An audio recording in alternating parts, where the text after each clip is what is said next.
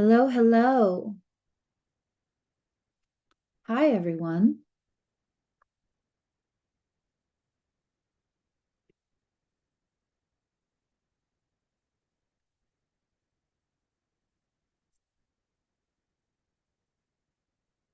Welcome to our Scorpio full moon live stream. This is actually open to the public. It's set for only members to chat.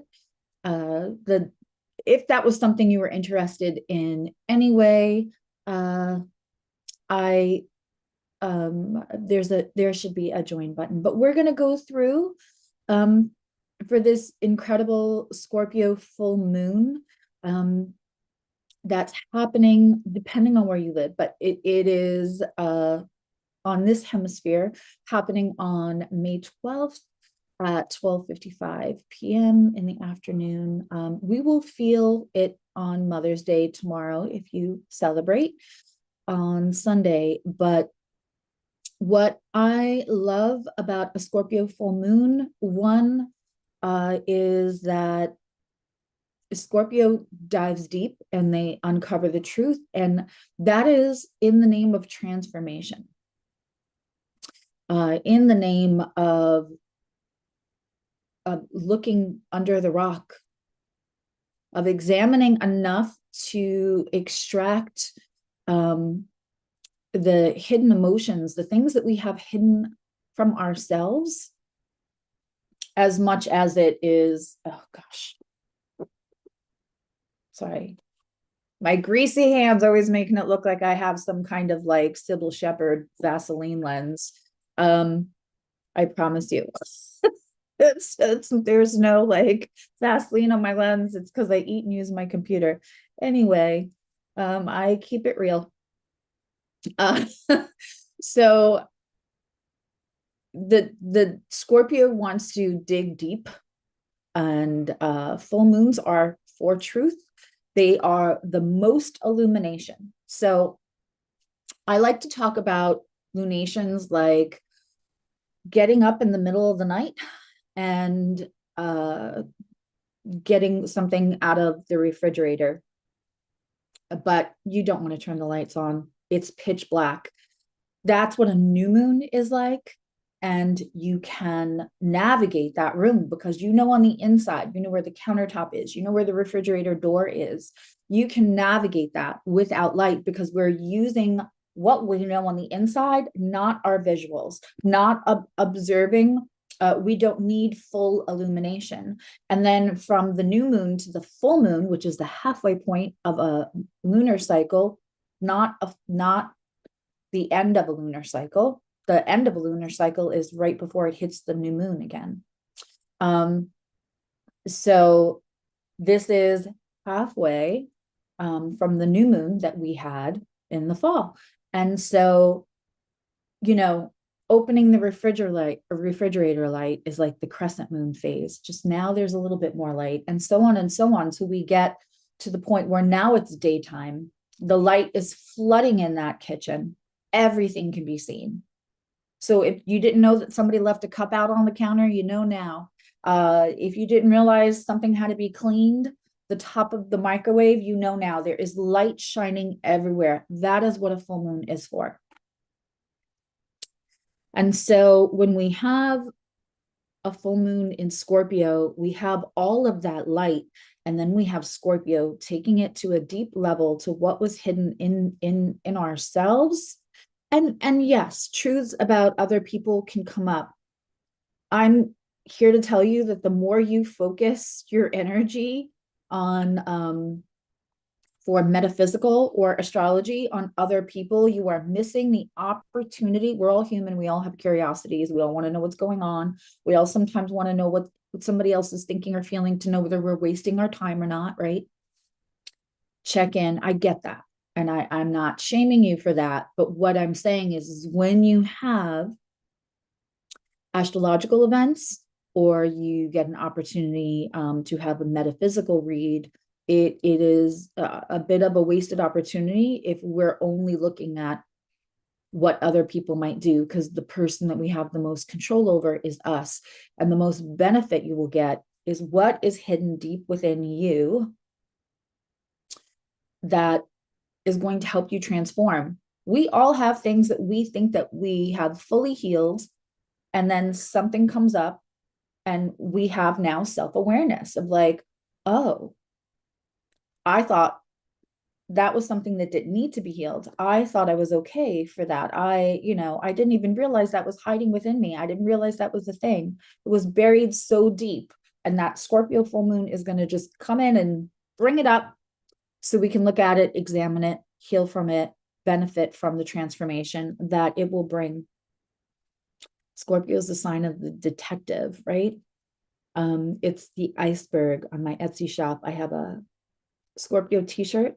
It says just the tip, and it's an iceberg. It's got the little Scorpio symbol kind of floating in the water underneath. Because so much is buried underneath, right? It's fixed water. And so much is buried underneath. If you know a Scorpio, you know what I'm talking about, right? Like you have to earn their trust to know what's going on beyond surface. And so we are going beyond surface in this full moon in Scorpio. I love the balance that a full moon can bring. A full moon is not meant to scare you. A full moon is not bad. A full moon is here for us to shed what no longer serves us with all of that light illuminated, right? Planting is often used also in astrology for lunations, for full moons, new moons. In a new moon, you're planting a seed, right? Let's pretend it's garlic. And at the full moon, you should be able to harvest that garlic. But sometimes the full illumination of the full moon tells us, oh, it didn't have enough shade.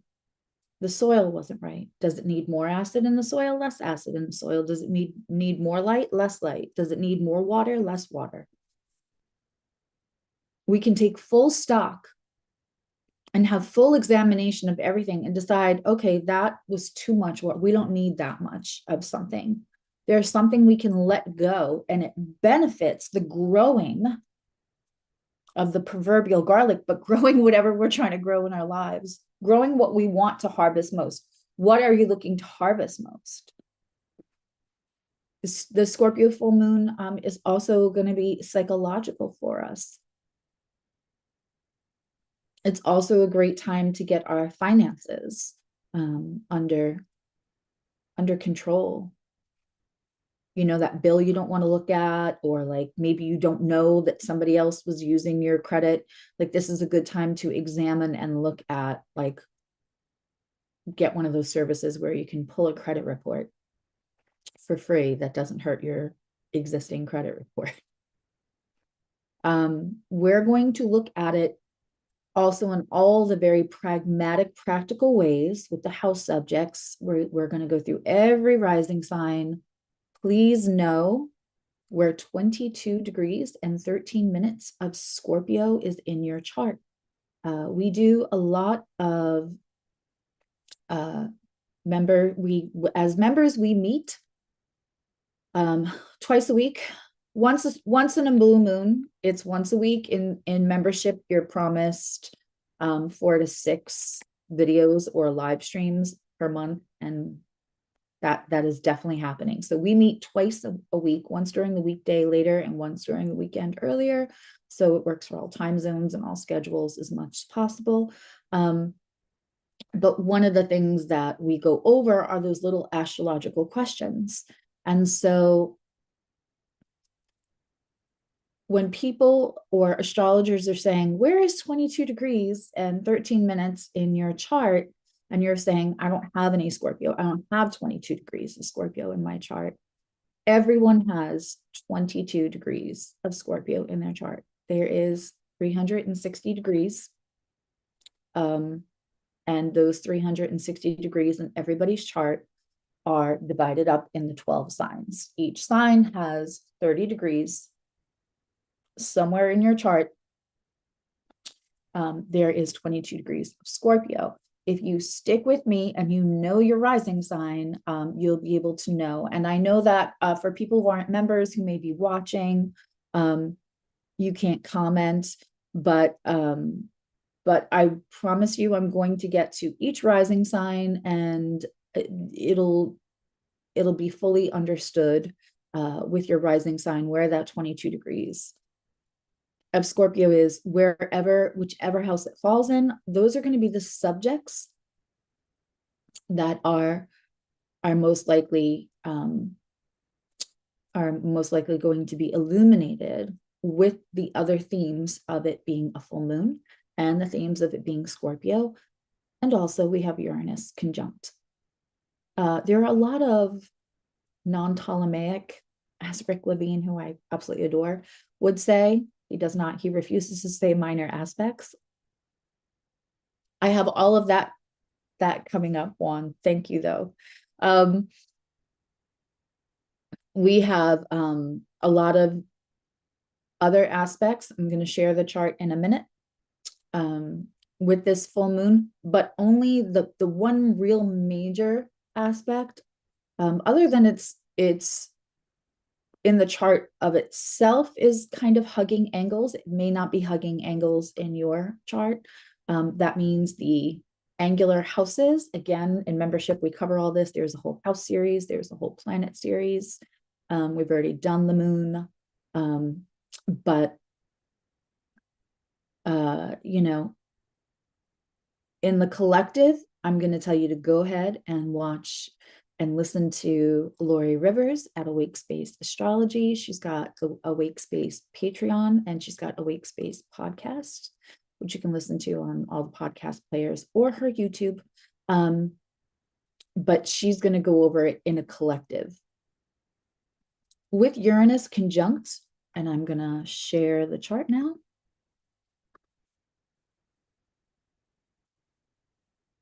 I'm up in the corner. So here's our Scorpio full moon, and we have a moon at 22 degrees. Let's just adjust that. And 13 minutes. And is as the sun. Watch my... All right, we're leaving it at the 12. Just know it's 13 minutes because I'm not poking the bear and having my astrology software go on me. I'll pull the chat up. There we go. Hi, Jill. For any of our new members as well, there is a membership form. If you go to the membership tab and you scroll, it shouldn't be that far down, but I post a lot more for members, so it might be. After this live, I will absolutely repost that link if you still need it. So you can get all your perks, and you can get on the email list when I'm sending out surveys to know when's the best time to schedule something for everybody's convenience, or we're having a party, or I'm doing some kind of giveaway. Memberships get, there's more benefits than YouTube says. But welcome, Jill. So here's our Scorpio full moon. I'm also going to just simplify this a little bit really quick and take out that and that. Some people are like, no, leave that in, but we're gonna leave this a little simpler because it'll be easier for people to read, especially when I get to the rising signs. Okay. So we have the moon down here and the sun up here, and the sun is conjunct Uranus right there in Taurus. Now, I've spoken about this quite a bit. If you've joined me for Sunday Tarot, I call it Astro Tarot. We go over the astrology for the week before we get into the tarot readings, which then end up being for all signs.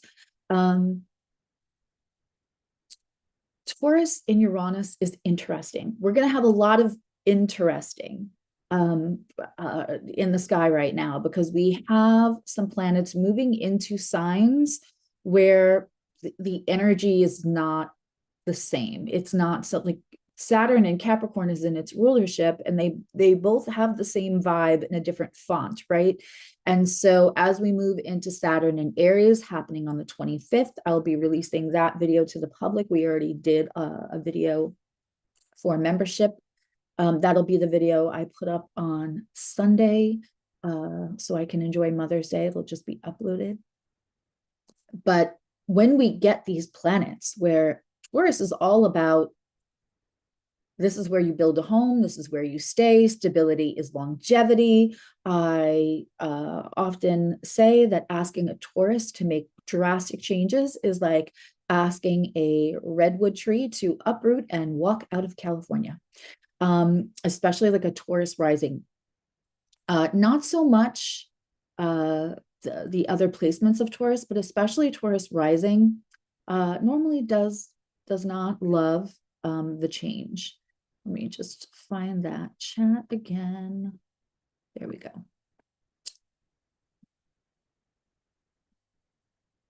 Okay. I don't want to lose you guys. So they've been learning a lot from each other, Uranus and Taurus, these almost full 7 years. We actually move into Taurus and Gemini on July 7th, right after Saturn goes retrograde. And we have a Saturn and Neptune conjunction in Aries, which also both of those planets are not, they're not used to Aries energy at all. So it creates not only an unexpected, event that helps align us, but in Taurus, it is reluctant. It is not what you would expect. It is not energy. It's usually not around something that likes to be moved, but needs to be moved. I often say when I'm pulling tarot that I love the Tower card, but I don't often pull the Tower card for people who run, squealing with joy into the waves. I don't normally pull the Tower card for people who have deconstructed between kindness and politeness. I don't often pull the Tower card for people who are direct and have boundaries. The Tower card often gets pulled for the people who fear the Tower card the most, because they will stay in a situation because they're worried about other people's opinions of their instability. Stability and longevity are not the same thing. Deconstruct that for yourself, trust me. And they often are afraid of the change, of what's on the other side of the change, even if the change that is needed creates a discomfort now. They will live in the discomfort that they are used to. They will dance with the devil they know rather than deal with the devil they don't know. Those are the people who often get the Tower card. That is very indicative of Uranus and Taurus. Uranus and Taurus is surprise and change, where surprise and change are less welcome and most needed. Okay. So when we have that with the Taurus sun opposite that Scorpio full moon, that deep dive, that illumination, all the lights coming on in the kitchen, being aware of who left what out the night before, and seeing all the details that need to be dealt with, is conjunct that Uranus is going to bring us truth maybe we didn't have on our bingo board, but truth that is needed. And the most benefit you can get is looking for how the truth affects you and what you can do about it. What you can do about it. One of the best things to do the night before the full moon, the day of the full moon, whenever you like, even a little bit after, if you watch this a little after, is to, the night before you go to bed, or just have, whether you do it before you go to sleep or whether you just quietly make an intention, you call back your power to you and ask that no truth that is in your best good, in your life's best good, in your family's best good, highest good, be concealed from you any longer. And also, because life is a Venn diagram, not black and white, that your guides and universe help highlight the tools that you already have to deal with those changes.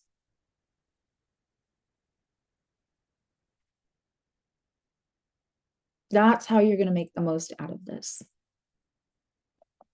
So in this chart, we do, of course, have a sextile, a harmonic degree to the south node. So when this full moon comes, and I just said, make sure you ask universe and your guides to highlight the tools you already have, and I promise you, you already have them, to deal with whatever truth comes up that is in your highest good, right? It could be that you think your kids don't know about a situation and that you are keeping peace at home, right? By keeping everything stable, and your kids are fully aware. There's an interesting scene in the show Divorce that had Sarah Jessica Parker and Thomas Hayden Church, I believe. And they really, really stress about sitting the kids down. And then they finally tell them, like, we're going to get a divorce. And Sarah Jessica's character is really struggling and trying to find all the right words. And then dad just says it. And they go, yeah, okay. Can we go back to our rooms now? Because the kids were fully aware of the tension. The kids were fully, you will see things that are uncomfortable, but help to have the truth out. To be able to talk about something means not shoving feelings down, means not creating dis-ease and dis-health in our bodies, in our minds, in our nervous system, all of that. Dealing with the full light can feel scary if having to deal with the reactions of other people is what makes it uncomfortable. But all studies will show you that, like, dealing in truth is actually better for your nervous system, better for the wiring in your brain, better to help you deconstruct trauma responses that no longer serve you. The things we needed to survive when we were younger, we often don't need them now as adults. So this surprise is coming up, right? Truth that's coming out. And it could be, it'll depend on each house what that subjects around that truth might be. But with this sextile to the south node and a trine to the north, right? We have an I love you more conversation here. We have a choice. We have a choice. Are we going to pick up the comfortable tool? This is the really comfy pair of sweats, or as Laura Nalbandian will say, the comfortable pair of shoes. And these are the nicer shoes that we haven't broken in yet, are more uncomfortable. This is the newer pants that are really nice and far more flattering on us, but a little less comfortable than the sweats. It's which you reached for. What tools do you reach for? You have the other tools. You just haven't used them a lot. They're not heavy in practice. So that is, we're going to let things come up and not pretend they're not happening. That's the best thing for everybody, and if you need help with that, that's what this channel is about a lot. The other aspect that we see is we have an inconjunct to, which means it's or a non-Ptolemaic aspect. This is called a semi-sextile. It's a little annoying. It requires an action. A semi-sextile is like taking your hot girl walk or your hot person walk, and realizing that there's like a leaf or a pebble or something in your shoe, and you don't want to slow down your heart rate. You don't want to have to sit and take off your shoe and mess up, whatever your smartwatch is telling you, but you kind of have to. That's the kind of annoying it is. And so we have the semi-sextile with Jupiter in Gemini. There might be two sides to the truth. And both people or both situations may vehemently believe in their side of the truth. And each are going to have, each choice is going to probably have a modicum of information for you to deconstruct and decide what you're going to do about the truth, how you're going to handle it, how much of your own self-examination you are comfortable and feel internally safe doing. It's going to influence you on which tool you pick up, the comfortable one or the more uncomfortable, probably better for your future, for your growth tool. And so, that Jupiter won't play a huge part, but it'll be a flavor. It'll be a side character in the playing out of however the full moon plays for you. There's also great opportunity. There can be exaggeration. Jupiter magnifies whatever it touches. I would also be careful to decipher what is gossip with Jupiter and Gemini touching the Scorpio full moon, and what is truth, and the deep diving that Scorpio provides will help with that. I'm just going to take a second to say hi to some members that have joined. Hi, Maricela and Little John.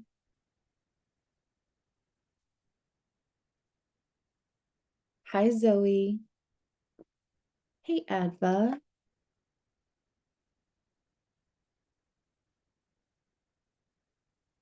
And of course, Shauna and Michael and Juan are here as well, and Tanya. Okay. The other aspect, it's a loose aspect, but the other aspect that we have going here is we have Saturn still in Pisces. That will be moving the 25th of May into Aries. Again, I will put up that video for everyone tomorrow. Saturn is making a sextile as well, which is also that harmonious 60 degrees. We understand each other. We are, when we have a sextile, it has the same polarity. So this is negative polarity, doesn't mean they're negative planets. It just refers to negative and positive, like you would have for a plug and an outlet. We need both to make the electricity, to make the thing happen, right? But they speak to each other. They're meant to go together, right? They work well together. So we have Saturn in Pisces, where we're still working on boundaries, and we are still allowing ourselves the idea, the concept that boundaries don't have to be only harsh, be only, hey, fuck all the way off. I hate you. Don't talk to me. They can be, hey, here's my boundary, and this is what I'm comfortable with. And one of the things that I say to people when I'm executing a boundary, and of course, making the boundary is not hard. Executing and keeping the boundary is harder. It's just like a promise. Is that this is where I'm comfortable. I know that I no longer have to over-explain. I was big on explaining my boundaries before. I still over-explain other things, not sit here and say I don't do that. But I, sometimes no is the full sentence. But what I say to people is, this is what I need to be healthy and maintain the relationship. if that goes against your non-negotiables, I have complete respect. We don't have to continue an exchange. We don't have to continue this agreement. However, if the boundary is crossed, I will respect and acknowledge your decision that that boundary wasn't good for you.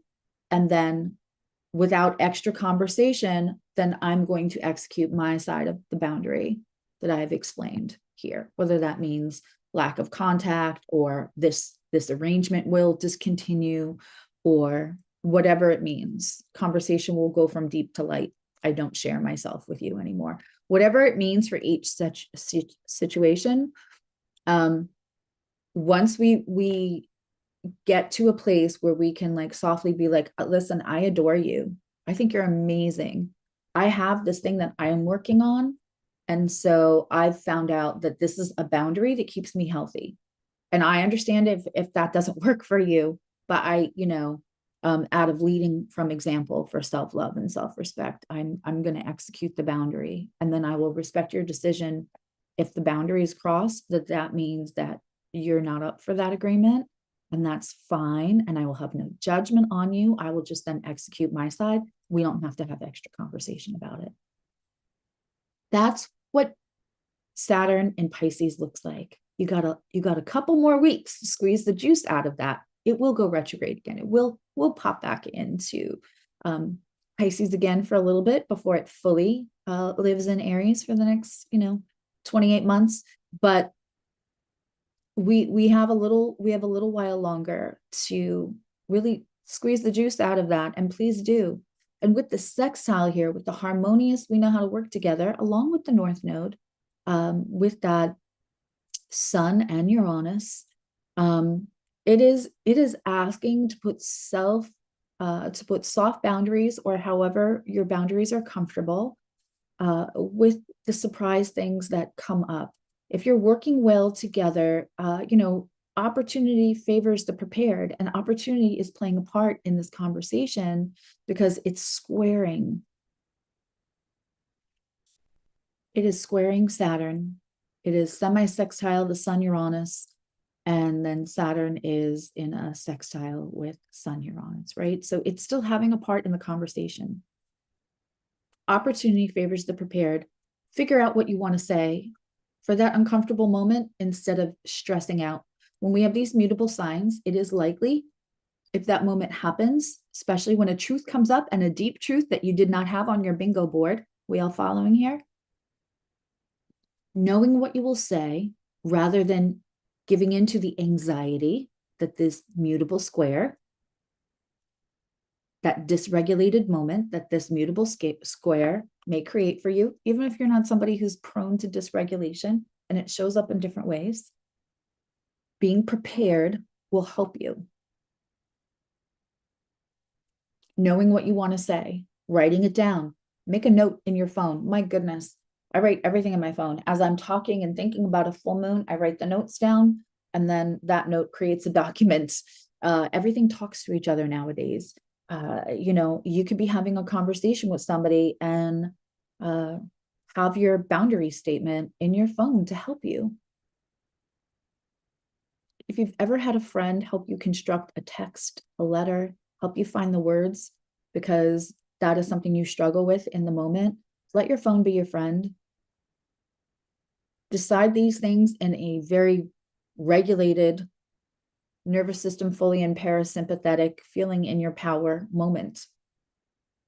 It create the support that you need. We're not waiting for a hero to save us. Create the support that you need. Once you start doing that for yourself, universe will bring you a lot more people that will show up for you like that also. Okay. So with this being said, let's move on to each of the rising signs. Before I move on to each of the rising signs, do any of the members in the chat have a question about anything that I've just said or any of the planets or aspects?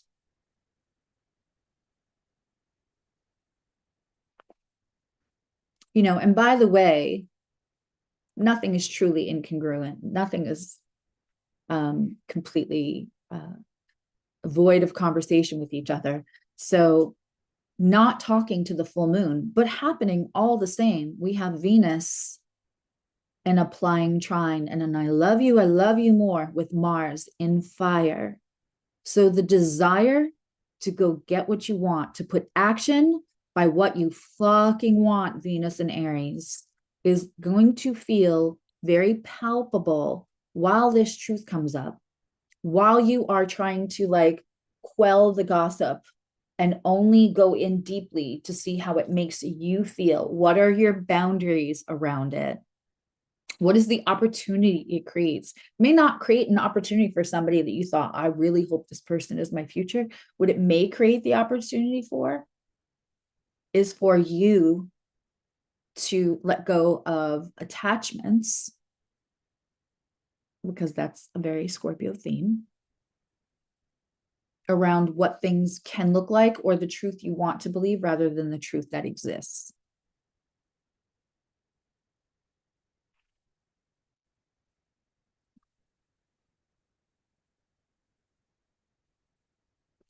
I talked about that in the beginning. Adva asked, how does the rising sign relate to finding 22 degrees in Scorpio? Trying to understand, because your rising sign determines where that Scorpio is going to show up. Yours is going to show up in the 8th house because you're in Aries rising, unless it shows up in the very beginning of the 9th, depending on your degree. So rather than say, I'm a very late Virgo rising. So years and years ago, when I was less skilled at delineating my own chart and full moons and whatever, I listened to other astrologers when they would go through a full moon or a new moon or what have you. And I figured out pretty quick that once I had to listen to Libra rising, because they were creating their charts at 0 degrees. So if anything, sometimes I had to listen to Virgo rising, but most of the time, if something was earlier than my 25-degree rising sign, then I needed to listen to Libra, because it wasn't taking place in the houses. So those subjects didn't fit. So I would keep flipping at it. I would stop watching certain astrologers because none of their predictions were coming true, and it was not their predictions that was a problem. I was listening to the wrong rising sign. So I don't like to focus on the rising sign, because you can have uneven houses. We have quite a few wonderful folks here that live in Sweden, and that is very far north. Their houses are not equal. They have huge houses, and then they can have 3 signs in the space that we would have 1 sign, because your house size depends on your proximity to the equator, which is why when you see, as I go through the rising signs, the location for all rising signs to make the houses as even as possible is Ecuador, because it's right on the equator, and it makes the houses just perfectly even. But you are going to find the 22 degrees in your chart, which means whatever house starts with Scorpio, or even if it's intercepted, somewhere in there is 22 degrees of Scorpio. And so that is why I will tell you, wherever you have, I'm going to go through the rising signs because that's how we do it. But you might be someone who has a Sag rising, and instead of having it in the 12th house, having it in the 11th, because your houses are oddly proportioned because of your location. That's why your birthplace and your birth time matters so much when we're doing astrology. And that is why I do rectification appointments, so that we can get that properly. Okay, great question. So if you are an Aries rising, we're going to make a little, here we go.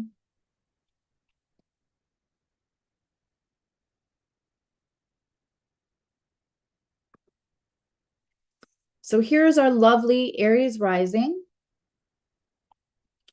And we are, of course, going to be looking at that Scorpio full moon in the 8th house, because if you're an Aries rising, then your house placements are most likely, again, unless you live very far north or south from the equator. If you live relatively close to the equator, and when I say relatively close, I mean within, like, 3,000 miles north or south. But you're going to find that in the 8th house. You're always going to find Taurus in the 2nd. You're always going to find Aquarius in the 11th. It's easy math. Your house, the houses go with the signs. So the 1st house is like Aries. The 2nd house is like Taurus. The 12th house is like Pisces. 7th house is like Libra, right? So we're having this in our 8th house and our 2nd house, respectively. It is that access. It is time to find the balance, possibly in spending, to look what debt we're creating, to consolidate debt is also going to be an excellent subject matter here. When we are looking at that 2nd and 8th house subject matter, we're also looking at our self-worth, and we're looking at intimacy. So in a sign like Scorpio, coming up in that 8th house Aries, there could be examination of how we treat intimacy and how that affects our self-worth. When we have Uranus conjunct, that surprise does not mean it needs to be unwelcome. Let it come up. Let it come up, and there, that 8th house is where we prefer to keep things secret. And so it can feel a little bit more uncomfortable to then to deal with those truths. But to be honest, with Venus and Mars in that applying trine in fire, certainly subjects of sexual intimacy, anything around healing sexual wounds can absolutely come up. We're also, financial awakening. Unexpected expenses or gains could appear. We can also take a look at this as, so I'm not an Aries rising, but check your emails. Check your emails for price changes right now. Look at everything that's changing. I just said to Lori last night, her birthday is coming up in July, and I found what I'd like to get her, but I looked at the sourcing to see where it's coming from, and knowing that the tariffs are going to make it just incredibly expensive, I'm going to purchase that ASAP rather than waiting till July, because God knows how much it's going to cost then. So, the thing about astrology, it's know before you go. It makes things less of a surprise. Yes, even with Uranus attached there. So we can see what may cost more. They're raising the price on my website quite a bit, my website hosting quite a bit, not my domain name, but my actual website, like a lot. That was unexpected, and it's due right after that full moon. So things like that. Go into your email and go deep diving, Scorpio, in your email for everything you pay for. Go make a list of all the little things you don't think of that is maybe comes up every 1 year or 3 years.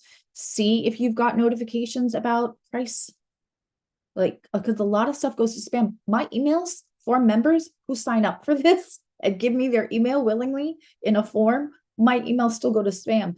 And I've stopped sending everybody in membership a group email, and I've got it down to sections. But even sometimes when I email a member singularly, because like the gratitude members get a monthly question, it's still going to spam. Check your spam, deep dive, do the Scorpio detective work.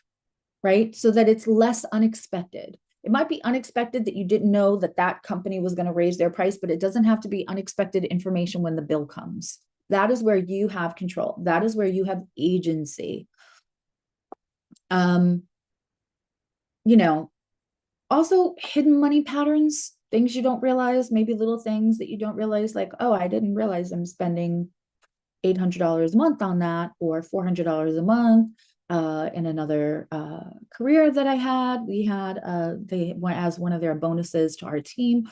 They asked everybody, all the employees, I want everybody to write down how much you spend on average at the coffee drive-through place. And how many times that you all go, because, like, one person would run for everybody, but several times a day because we had long hours.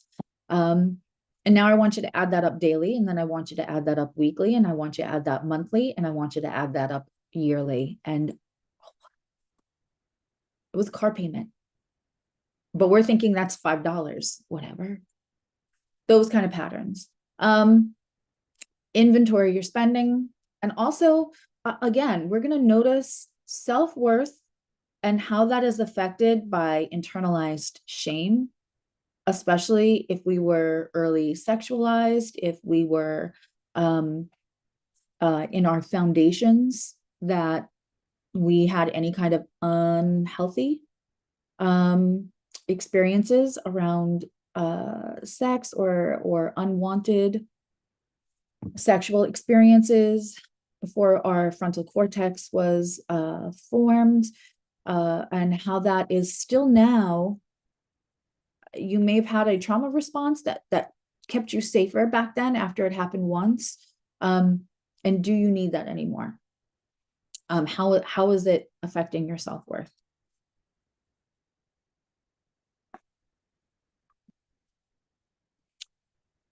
Okay, let's look at Taurus rising with our full moon. Can everybody still see the chat?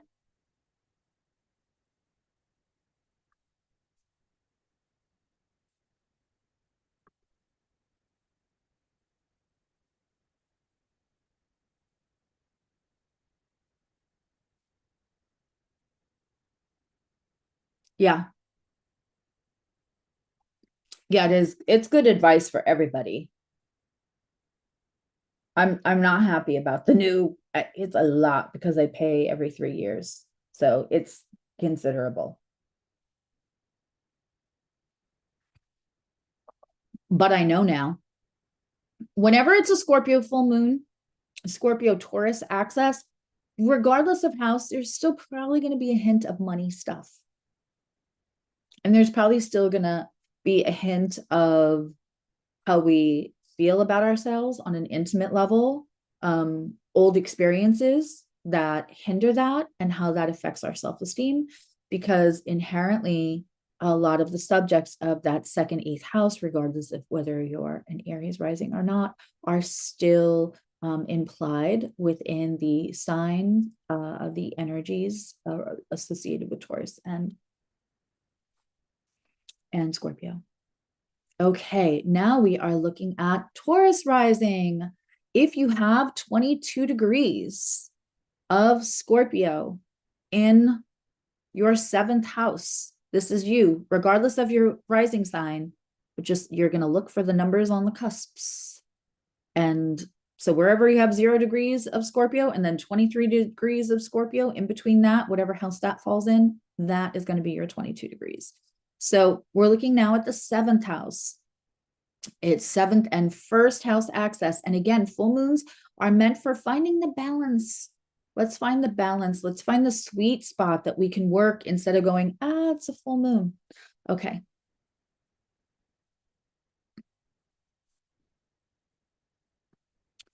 So, in the 1st house, in that, I just want to say too, power and trust are a big thing also for that 2nd, 8th house aspect. And,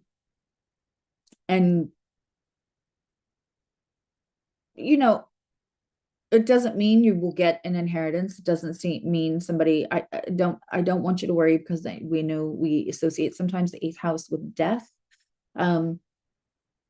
But it can also be what needs to die down so it can be reborn, because it's Scorpio, it's the phoenix. So I just want to make sure, because I'm not touching on that. There'll be time for questions later. And also, if you are gratitude or nerd, I am happy to read your chart at the end.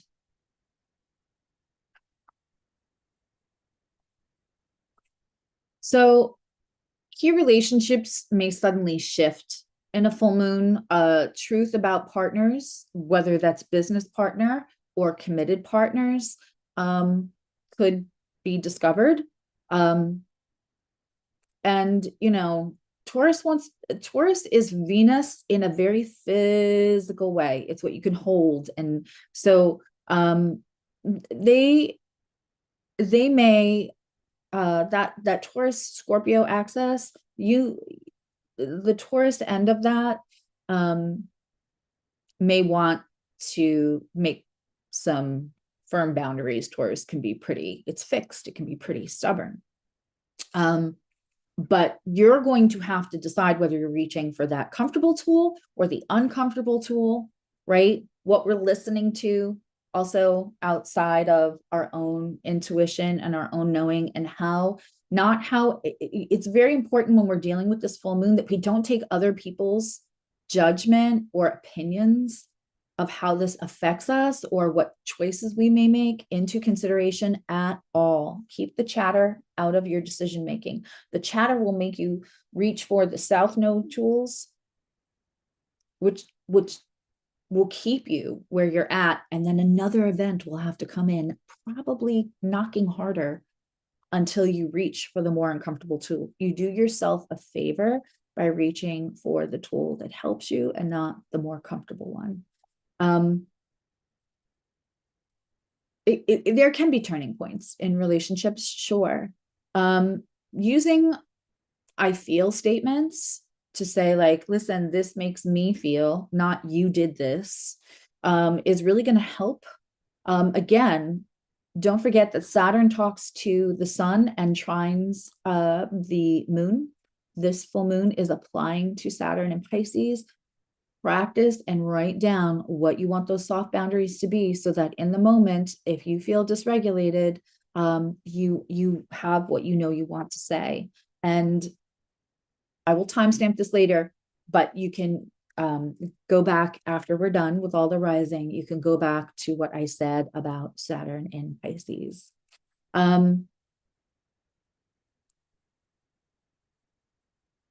That,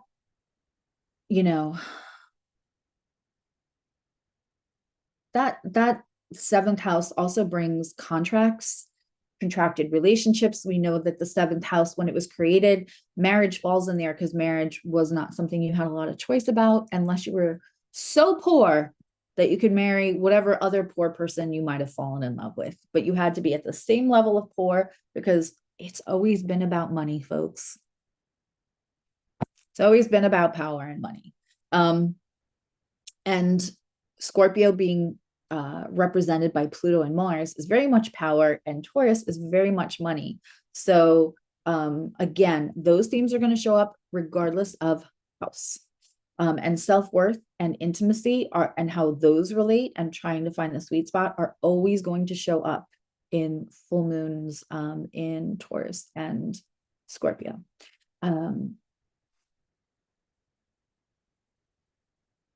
Let's look at, when we have the sun in the first house, we can also have a big awareness of, how we are acting, how we are being seen. What part of identity do we need to deconstruct that no longer serves us? Right. And I always say this, like, do you need to be the tough person anymore? Do you have other tools to keep you safe? Especially, like, this kind of moon talks about really looking at the intimacy that you have in partnerships, which means the trust, not physical, the trust you have in partnerships. And if it's not good, this is where you want to see what you ignore to keep things stable. And that's about you. That's about what we hold to our identity out of attachment. Again, that's another Scorpio theme. Let's look at also themes of, contracts, contracts that you may have signed that need zhuzhing because they are not fair, or that there's trust issues with those contracts. We are looking at anywhere where you're signing a lease, anything that's paperwork and contractual falls in that 7th house. Also, if you have a business where you contract clients, we can find clients sometimes in the 7th house. That is a gem from Maya Lori. And so understanding where the clients really are is something to pay attention to. Maybe you're paying for social media management. Maybe you're paying for somebody to help you with social media, and where they're putting their attention is not where the clients are. This is a great opportunity to really see with the full illumination of the full moon where the clients are. Okay. Gemini rising, or anyone who has 22 degrees of Scorpio in the 6th house. You could also be a late Taurus rising. I know many late Taurus risings, and they are having this right inside that 6th wheel, inside that 6th house. We're gonna do, okay.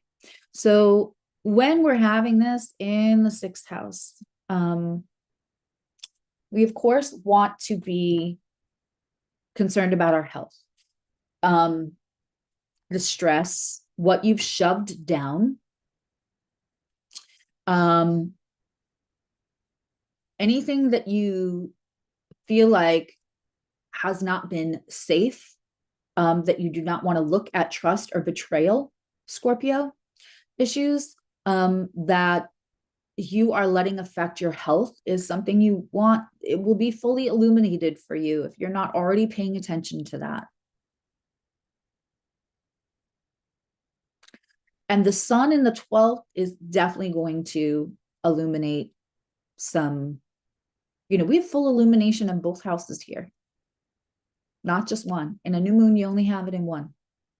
Here we have full illumination. Lights are on, bright and shiny in both those houses, which means we do want to be careful about who's moving in silence and not in our highest good.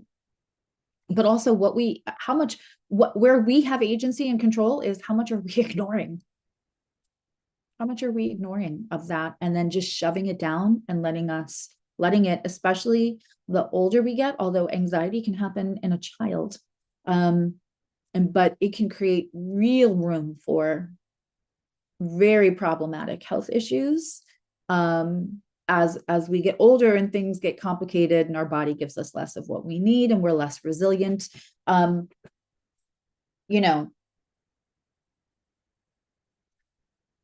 If you're born around a full moon, this could feel like a lot of energy. If you're born around a new moon, it won't. If you're born around new moon or a balsamic or a crescent moon, you'll probably feel more drained. And when the sun is in your 12th house, you already feel more drained. So you might feel, I would not plan to do a whole lot on Sunday and Monday if this was me. I would take as much advantage of DoorDash and anything else, and Instacart and anything else that can deliver to you, and relax and take it easy. This is not a day to overplan. If you can spend the money instead of exerting yourself, because you might not feel good the rest of the week if you fly too close to the sun with this. The other thing I want to mention is that, if you are a Gemini rising or a late Taurus rising and your houses are set up so that you have Cancer on your third house cusp. That means the moon is ruling your third house of local driving. We want to be extra careful, my late Taurus and early Gemini risings, or Gemini rising up to, you know, I'm gonna say like 6-7 degrees.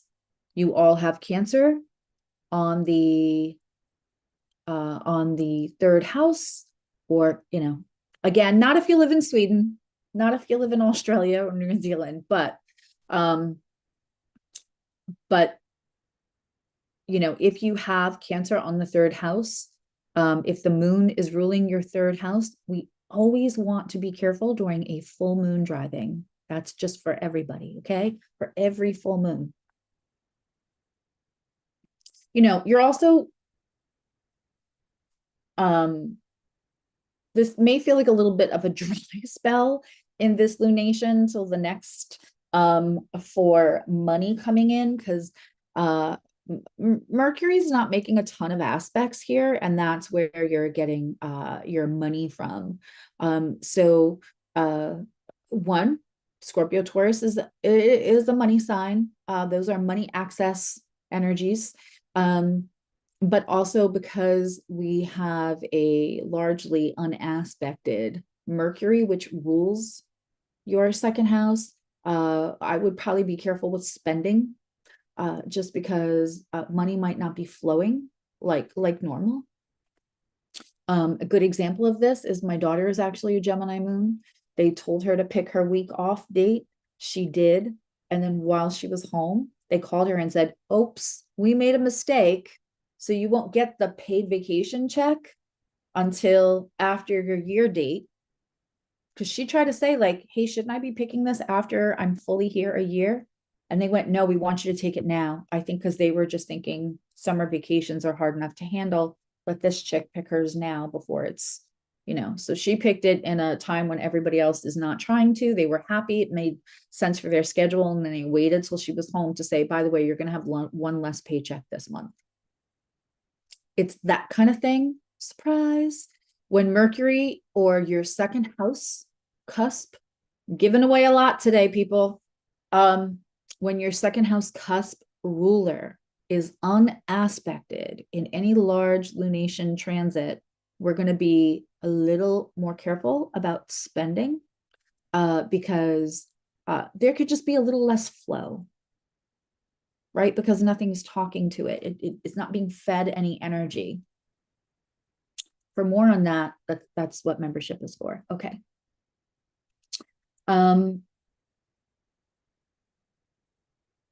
The other things that we're looking at is, of course, this could be daily routine. And again, how that's going to affect you is don't overplan. You could want some refinement. You could find a lot of self-refinement. There's, you know, it's still a full moon. We're still harvesting. We're still picking the ripe fruit. We're not going to pick the sour fruit. We're not trying to pick all the fruit, just the ripe fruit. When we have this kind of an aspect, look for the planets in your sixth house and see what this moon is talking to. What is your, you know, if your sixth house is ruled by Mars, if it's ruled by Scorpio, then, you know, it is time to seize the fucking day, because you have Mars Venus in a trine. Again, we get more into this in membership, and we get really down into detail. And we've sometimes in membership, when I'm reading charts, the insanity and accuracy of the very specific things that come out, even if it's unlikely seemingly for that person, can really be shown in all of those little details. You know, and if I were having it, I would keep my pets in. I would keep my pets close to home. I would make sure everybody's on a very sturdy leash. I would be checking collars and stuff like that. I'm not saying your pet's going to have an unfortunate incident. If you're Gemini rising or late Taurus rising, or having this in the sixth house, whatever your rising sign is. But I would just, you know, there are full moons that I keep my pets inside all day. And my one cat hates me for that. My other cat doesn't. He's not about those streets. That's Nikki. He goes right in the catio. He does not have free roam. Annie is resentful that she was rescued and insists on going out, or else she makes everybody's life miserable. So she's got a fenced in yard. But when, sometimes she doesn't want to come in at night. And when I know it's going to be a full moon and it's either in my house or one of my kids' houses, then she does not she gets to be annoyed and stay in the house. Just extra precautions. Let's look at Cancer rising.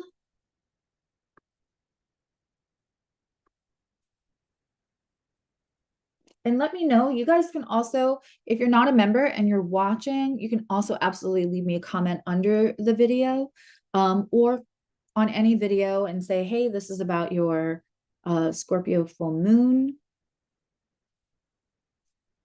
And we do have a very inexpensive $3 a month, $2.99 membership level, and you'll get a lot for that.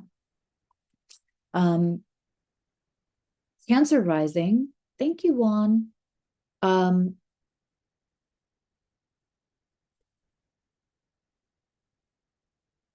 Cancer rising, this is happening, whoop whoop, in your 5th house.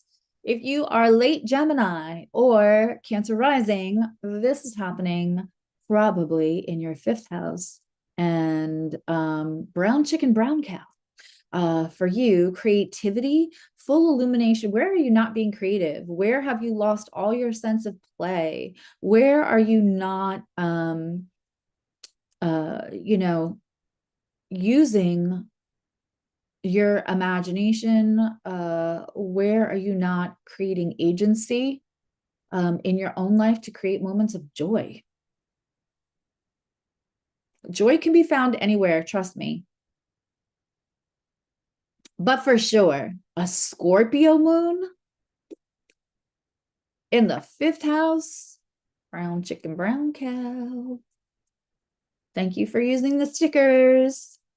We have brown chicken, brown cow stickers membership, along with some other ones, because we're not so serious here. We're serious and not so serious at the same time. See, that is finding the joy.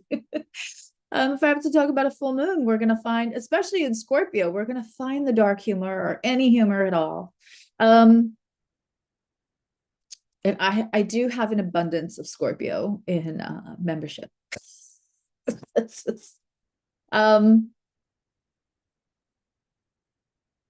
This also, right, illuminates issues with children. This also makes you hella fertile, or the person you're with, if they are capable of reproducing, hella fertile. So why, if fertility is not something you're gonna whoop whoop about, then wrap it 3 times or abstain the day before and the day after. So and don't say like, oh well, that's that time for me, because guess what, kids, that ovulation schedule that they're all telling you about happens this many days after. Nope, that's not for everyone. That is not for everyone. That is not for everyone. So just know that if this is happening in your 5th house, fertile myrtle also. Good issues and truths about your kids' friends and social lives and things that maybe feel a little less safe for them. This is a great time to have the conversation if you have kids or parents. Let's face it, could go either way. That are, my mom used to call them the Yes, Mrs. Cleaver. There was an old show called Leave It to Beaver, and their last name was Cleaver. And there was, I guess, a friend. I never really watched the show. I know of its existence. But I want to say his name was Eddie Haskell or something in the show. And he was always like, yes, Mrs. Cleaver, no, Mrs. Cleaver. And he's very polite in the house, and then always convincing his little friend, her child, to do something they shouldn't do, or else what was the show going to be about, right? So she used to say she always had her eye on those like overly polite, yes, Mrs., no, Mrs. And so keep your eye out. keep your eye out. If you have a feeling about one of your child's friends, not being, and your child is resisting, of course, because like, that's my friend, you have to trust me, right? You are not going to convince your child to no longer be friends with the person, because what your child is hearing is, you think I'm an idiot. I'm going to show you that I can trust my own instincts. I can trust my own judgment, because all you're doing is insulting them. So instead, I would I would encourage you to let them know things like, you know, if you're up all night cramming and somebody says, oh, take this, it'll just help you sleep. If you're wired because you drank too much coffee for, senior exams, careful what anybody gives you, because everything is laced with fentanyl.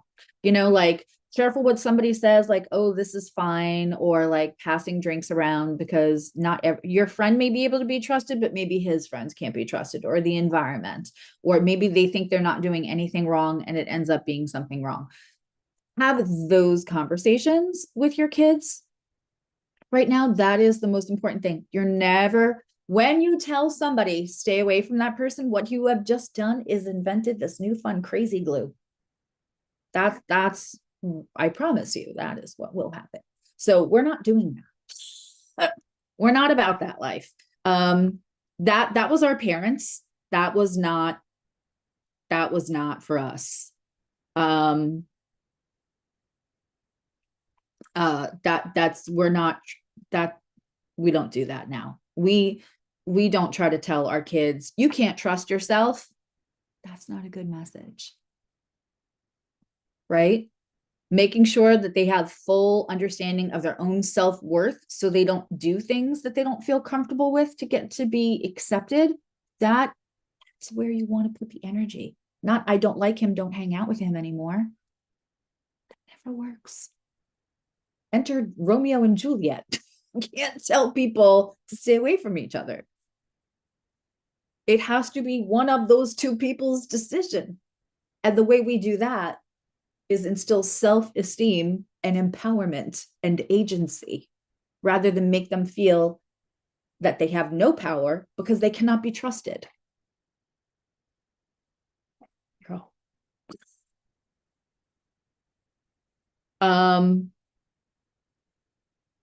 Okay.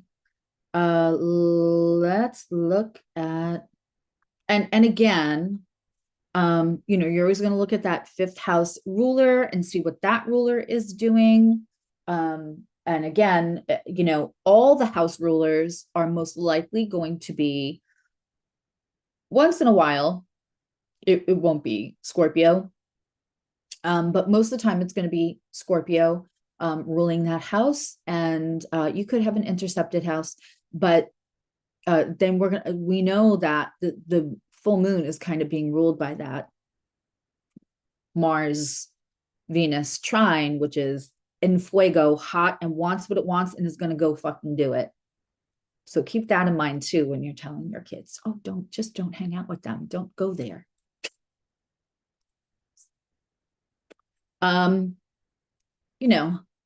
Romantic sparks can fly, but also watch out for people that are, and maybe that's your kink. If somebody wants to be very powerful and you're like, okay, and maybe you're not an okay ma'am or an okay sir kind of person all the time, and you like that, but just make sure you have trust with that first before you get tied up and left someplace. I said what I said. Especially you got Virgo placements or Scorpio placements. And also just whatever creative projects you're taking on, make sure they are for you, that they are authentic. Any hidden emotions, any shoved down emotions, channel them into creative projects, music, art, blah, blah, blah, whatever. Let's look at Leo risings.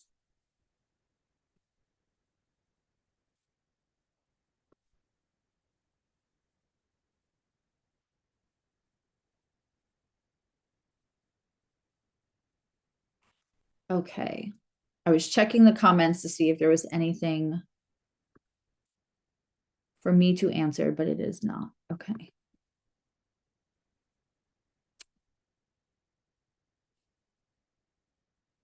Leo rising. This is happening in the fourth house, right? If you're a Leo rising, you, depending on the houses, you don't have to have fixed angles, but you definitely have fixed ascendant, descendant.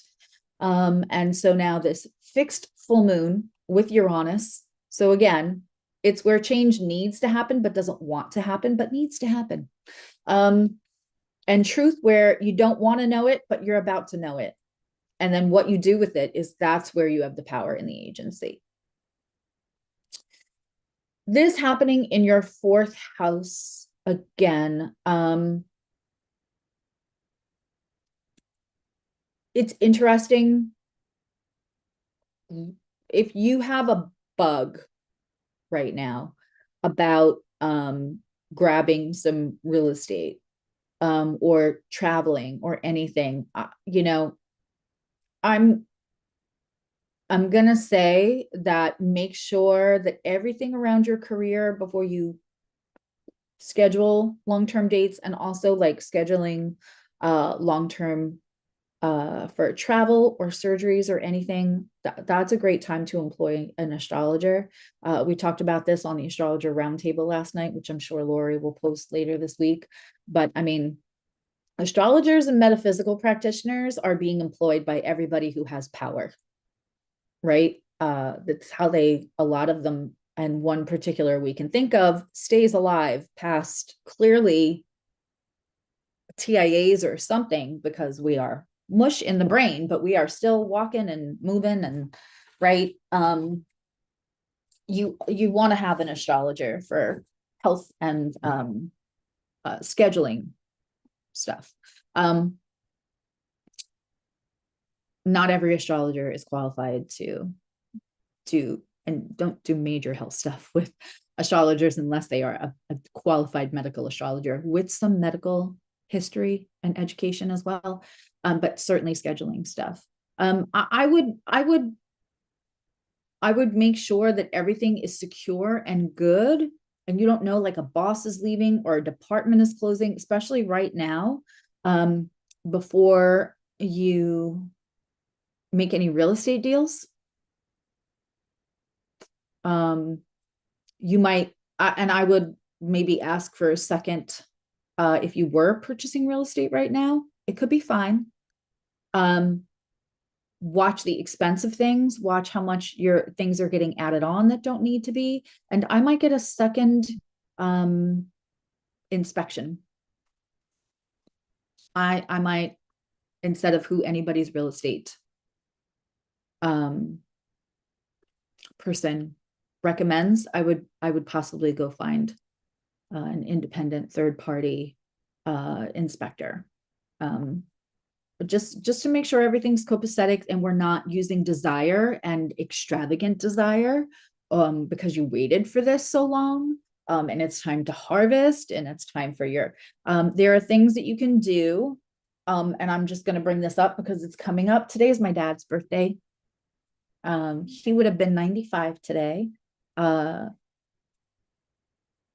So much of my parts of my strength, my feistiness, is my mom, but the part that doesn't stop smiling and that you all think is funny, that's my dad. And one of the things he taught me is you never buy the nicest house on the block. You buy the fixer-upper, and then your property value is great. If you buy the nicest house on the block, your property value is deemed by the other houses that are not as nice as yours. And the other thing is, if they ask you, hey, do you want a new appliance in with this house, or do you want these extra great drawers, these fancy drawers in your kitchen, or the fancy closet, or whatever? Well, fuck yeah, you do. But guess what? You don't want it rolled into the house, because then by the time you get done paying for it, with the mortgage and interest and everything else, that is 20 times more expensive than if you just got the plain shit and went to Home Depot. Those are the things you're going to be looking at if you're doing any kind of renovations or any kind of real estate stuff right now with this happening in your fourth house. You could also he was my person. He still is my person, because like love doesn't die, it just changes. I talk to him all the time. Facts I've never asked, and I have quite a few just in my own personal life. And sometimes he'll come up regardless. I've never gone to a medium to ask about my dad, because we were so finish each other's sentences that like we said all the things. I held his hand, I delivered him to his mom. You know, so like I can smile freely, because when I think of my dad, I'm in the love, instead of in the grief. He lived into his 80s, and I was lucky for that, because he was 41 when I was born. And so he would have been 95 today. But yeah, he was just great people. I was very lucky. That full moon in family house and 10th house, you want to find the balance between home and work, and what that looks like. If you are, and this doesn't go to everybody, but if you happen to be somebody identifying in the antiquated female role, and I say antiquated because it is antiquated, and there is out of power labor experience in your home, and you're also working or doing extra things, or working from home, which may not be respected because you don't leave the house.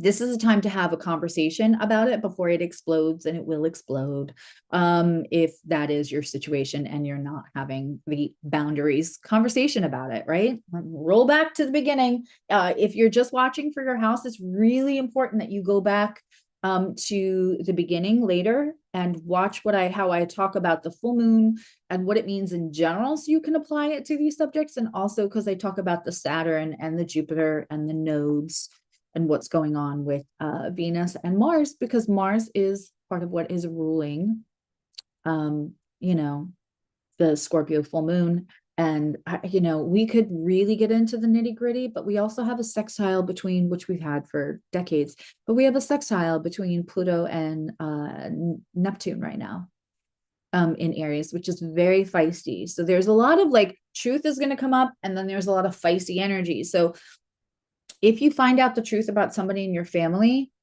I would not be shocked if deny, gaslight is the reaction. You can only control how you react to it, what kind of soft boundaries you make. You don't have to have a lot of conversation. There doesn't have to be a fight for you to execute your boundaries.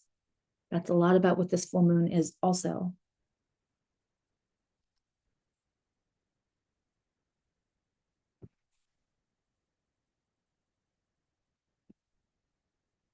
Okay. Let's look at Virgo rising. If you are Virgo rising, this may be happening in your third house. You know, this could also be for late Leo risings. It could be also happening in your third house. For me, it's happening on my Neptune, or applying to my Neptune, which is really, so I expect to really be on lock with my spiritual hygiene this weekend. And I kept my appointment levels low. There was a couple of people that I could have scheduled for tomorrow, and Emily's working, and she was like, I'm trying to switch. And I was like, don't switch. You don't have any kids.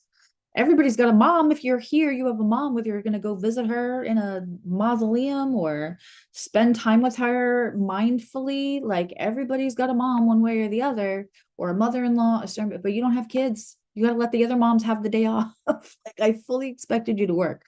So she's not coming home. And I thought about like, oh, maybe I'll take appointments. And I was like, no, I'm going to give myself the day off too. But, and I'll have the other one home, and I'm sure the other one and the bonus will call. But, you know, I also made sure that I had my off duty light on for the rest of the weekend, other than like I have very light appointments, because it's gonna feel like woohoo with the full moon on my Neptune in Scorpio in retrograde. My Neptune is in retrograde in third house. Makes sense, right? When you think about what I do. So it's gonna be like a lot. Yes, hi James, definitely. You should rewatch the part where I talk about boundaries. As soon as the video is over, I know that I have a lovely member that is providing me with timestamps for the rising parts, but I'm going to go through the beginning and also apply timestamps for like the things. And if anybody wants a timestamp when I say something for everybody, like when I talked about the third house driving thing or about like kids, or I've been just giving away nuggets because the way that this is on my chart right now, and Jupiter is on my Gemini, and that's in the ninth house. And I want to give and I want to teach and I want you guys to learn, and I want to learn and teach at the same time, which is perfectly acceptable. As long as they're different subjects. Okay. Don't be nervous about a full moon. It's time to reach for that ripe fruit. Okay. The other, subjects that are going to come in the third house here is, you could have a repressed memory about something that happened early, like in your neighborhood, at your school, with siblings, with people who were like siblings, the first friends, the cousins. I mean, in the most trauma-informed way that I can, if we look at statistics, more people than not in generations from millennial and before, and of course there's some, it's just a little less because parents became aware, and some kids, there are kids that aren't allowed to have sleepovers because of those kind of things, and that's that's a parent parenting. Kids don't have to like it, but it is what it is, right? More people from millennial and behind generations have had, sadly, experiences that are early. Yes, with the Scorpio full moon, this could feel like it comes up. Something could trigger, there could be a dream. And writing it down, not shoving it down, is going to help you, even if no one else sees it but you. Speaking about it, if you feel comfortable, to somebody somewhere, that is also recommended. If something does come up, I'm always here on the metaphysical side. That would qualify there. And I even have 15-minute appointments. But I mean, it's a very truthful, deep diving, oh, I didn't realize that was shoved down there kind of moon. So I'm just being honest and letting you know that there are new tools that you can grab when that comes up. And also, the brain does what the brain does to have to keep you safe. And so I want to say, if it's coming up for you organically, should never have an astrologer say, oh, hey, look, I can see this happen to you when you were 3. That is unethical, right? And we don't deal with astrologers that do kind of things to show off their skill. That is not safe for people. But if it organically comes up for you, please know that the brain does what the brain has to do to keep the rest of the body safe and to keep us here. And so if it's coming up, you probably have more tools and you might be ready to have it come up so you can deconstruct something else. Okay. And I'm here. And if you are in membership and that is the subject you want me to have in a subject only video, then I'm happy to do that in membership where it's a little bit more private. Talk about what are the best, safest ways to deal with something like that when it comes up. What are the different ways? And also, what are the tools we can reach for to keep us from getting dysregulated or going into deep trauma response. The third house is also excellent. Full moons, finish that writing project. If you've been thinking about teaching or learning a new subject, also excellent. And, you know, if the full moon's happening in your third house, of course, we are going to be driving carefully, and be careful about your speed with Mars ruling that house and Venus, like, especially if you're like, I got to get here, I got to get there, and you're excited and you're speeding and the music is glowing, blasting. We're not doing that this weekend, please. Please, please. Let's look at Libra rising.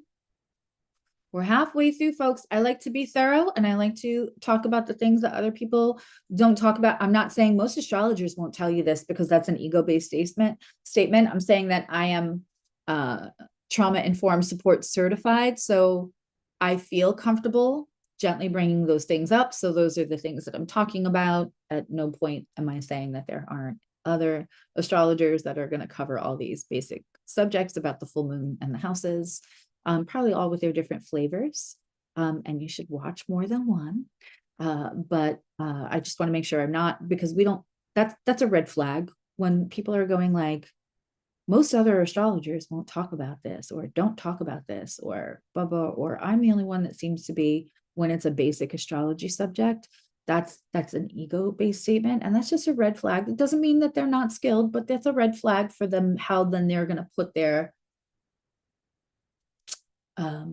layer of ego on everything, which may not be information based as much as it is their opinion based that they need for their identity. Okay. Libra risings.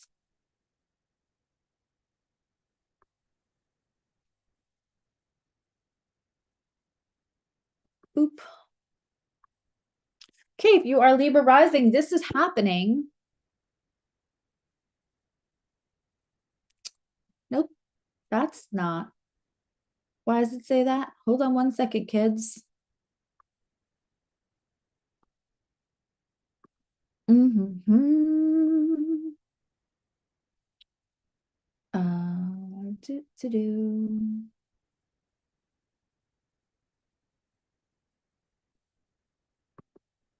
Okay. My software, if you can't see, is being really, really weird right now. Okay, now we're going to get some error messages. I love the software. It's so astrologically proficient, and sadly, it is technologically antiquated. Don't do that to me. All right, we might have to do Libra rising without the chart up because it's being weird. And I don't want to use a person's chart. Okay, we're going to cancel. Oh, it's not going to let me cancel. Can I cancel the whole thing? Nope. Will it let me exit? I'm a little less scared because last time this happened, it completely shut down. Might be doing the rest of this without a chart up.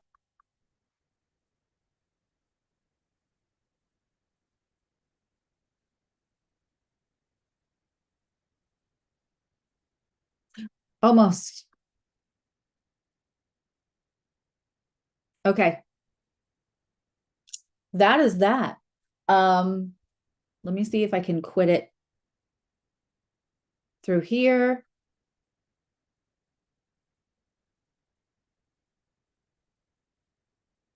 Nope, won't let me. Okay, so if it's Libra rising, it is happening in your second house, okay?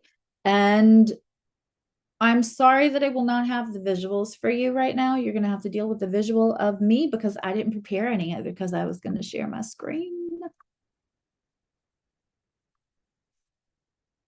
Denied. You ain't just a whistle and Dixie. Yeah. I actually want to, I don't know if I should be saying that. Yeah. Well, and Uranus is trining Pluto. My Uranus in my first house, so my experiences with technology has just been, I have a second computer that I can use for any other appointments I have this weekend because that is not going to be an easy fix. But anyway, let's get back on track. So with a Libra rising, we're talking about that second, eighth house access again. Again, very similar self-esteem, intimacy. That Scorpio full moon is happening in our house of self-worth. What do we value? And with Mars in a trine with Venus, which is what we value, in a very ferocious go get it sign, then fire signs, that could be, that's Annie complaining because I won't let her out. So we can have, should we let everybody see you since you never make an appearance? She looks just like Nikki, only she's like a quarter of his size. She does not like to be held. She's got socks on. She is all mercurial. That is a Virgo with a Gemini moon. And she is constantly in motion and does not like to be put in the house. Hi, Gemini love. So, with Libra rising, we are looking a lot at, if we're saying that we have like a lot of self-worth, but then in the quiet moments deep down, how do we actually feel about that? And how are we treating ourselves? How are we treating ourselves? So like what we say has to align with our actions. I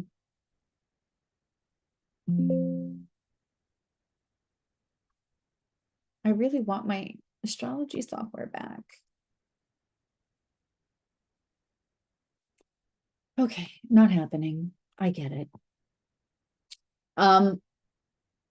Now we're going to hear them fighting because Nikki's going to yell at her for bothering me. Okay.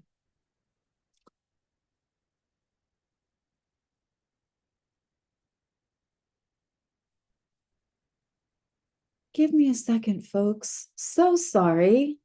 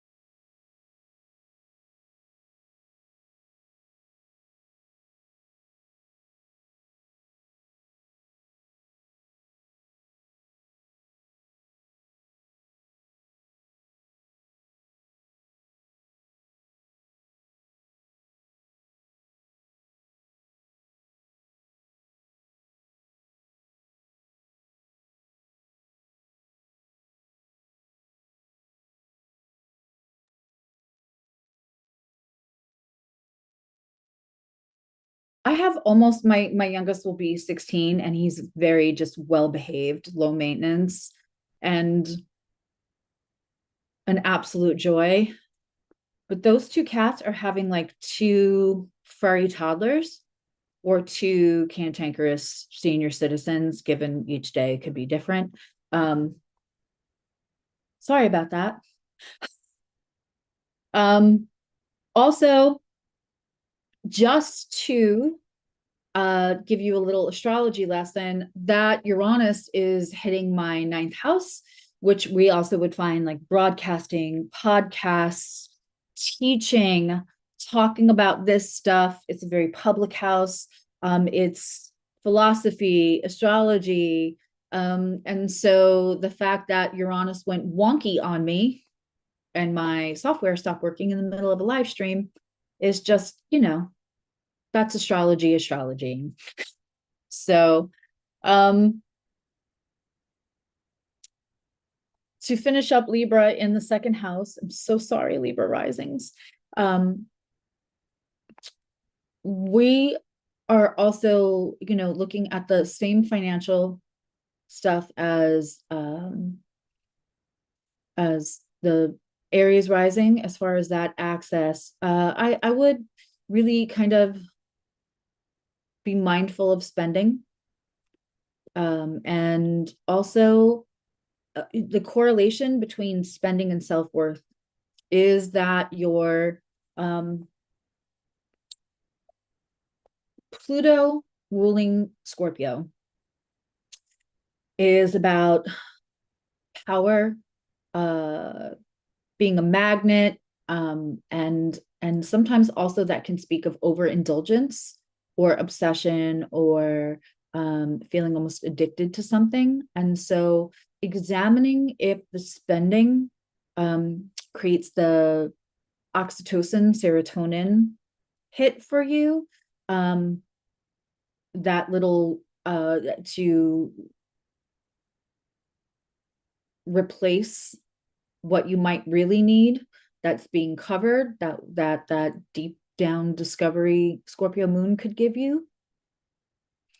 That's also a big theme here. It just examining your patterns, and if they are replacing healthier, reach for the more uncomfortable tool than the one we go to. In any of the houses and any of the subject houses too, that full moon in the 5th house, if you are Cancer rising, how much of being sexy you're getting, a response for being sexy, or any of that. Listen, there's no shaming. There's no sex shaming. There's no body shaming. We are in 2025. We empower and we don't judge. And also, it's not about anybody else's judgment. If you're doing any of that to replace another healthy way to feel good about yourself, that's for you to examine. That's nobody else's business. And if that's not why you do any of that, then, be safe and be happy.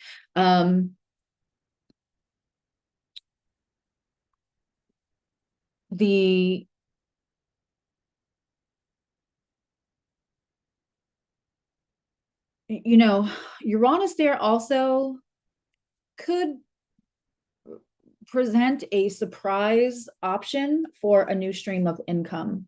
So be on the lookout for that and just vet it very, very well.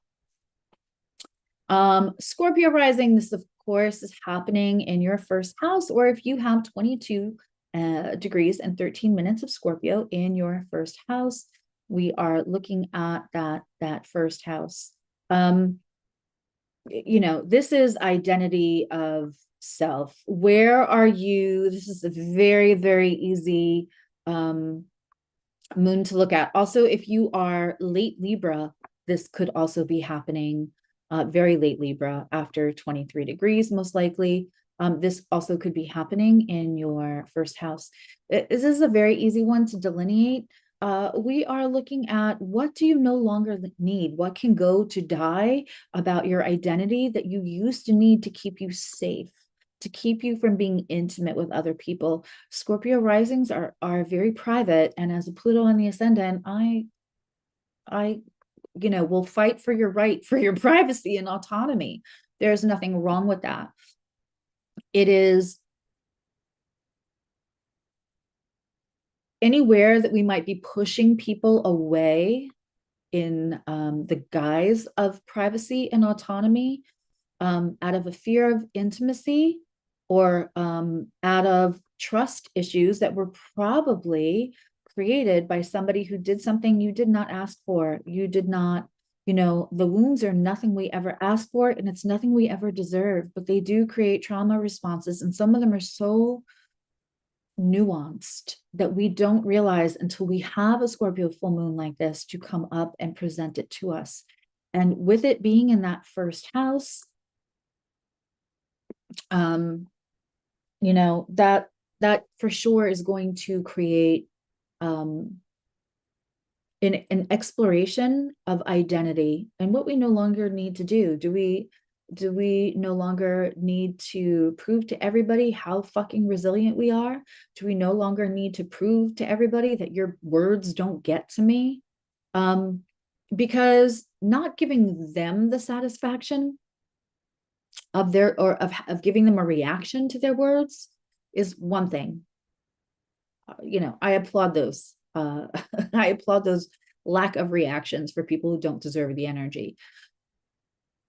Taking it in and shoving it down and you not dealing with it and you not having any kind of response, that's another thing. That is what we want to deconstruct with that Scorpio rising first house. Other themes that we could be looking at here is it's a complete emotional rebirth. The same thing, the shedding the persona, and a sudden insight in your seventh house about partners and who you've contractually trusted could challenge you to then live more authentically. The same way that that Uranus in the first house can show up as the opposition throwing you a monkey wrench, is how you react to it. Also, if you have that in your seventh house, if you're a Taurus rising or a late Aries rising and it is happening in your seventh house, that means Uranus is in your first and you're going to be extra clumsy. So keep that in mind, especially outside. But this is a great time to do mirror work. Make sure all of your metaphysical stuff is shut down. Tell your guides, I want my taxi light off. Don't do mirror work when you're open. If you don't know that, I feel like everybody should know that, especially my crowd, because you all have gifts and you're all in your gifts, right? You're either fully practicing, starting to practice, in discovery, or kind of do I have gifts kind of thing. So we don't want to do mirror work before we sit down and say, I call back all my power to me now from anyone using it with or without my permission. And I ask my guides to shut down all of with my full power. I am, commanding that all of my crown chakra, all of my gifts, everything is completely shut down and covered as I do this mirror work. I am not inviting anything else but my own sense of identity and my own sense of self and my own thoughts and my own agency over. I don't want anyone else's energy, all of that. Thank you very much. And then you do your mirror work. That's fair. Again, there's a whole metaphysical side of me, which you can find. Astrology is booked on Awake Space, and metaphysical stuff is booked. It's all on Susie Evolutionary, but I'm just saying, I do still have all the metaphysical stuff. Okay. Living authentically at the most self-aware that you could possibly fucking be.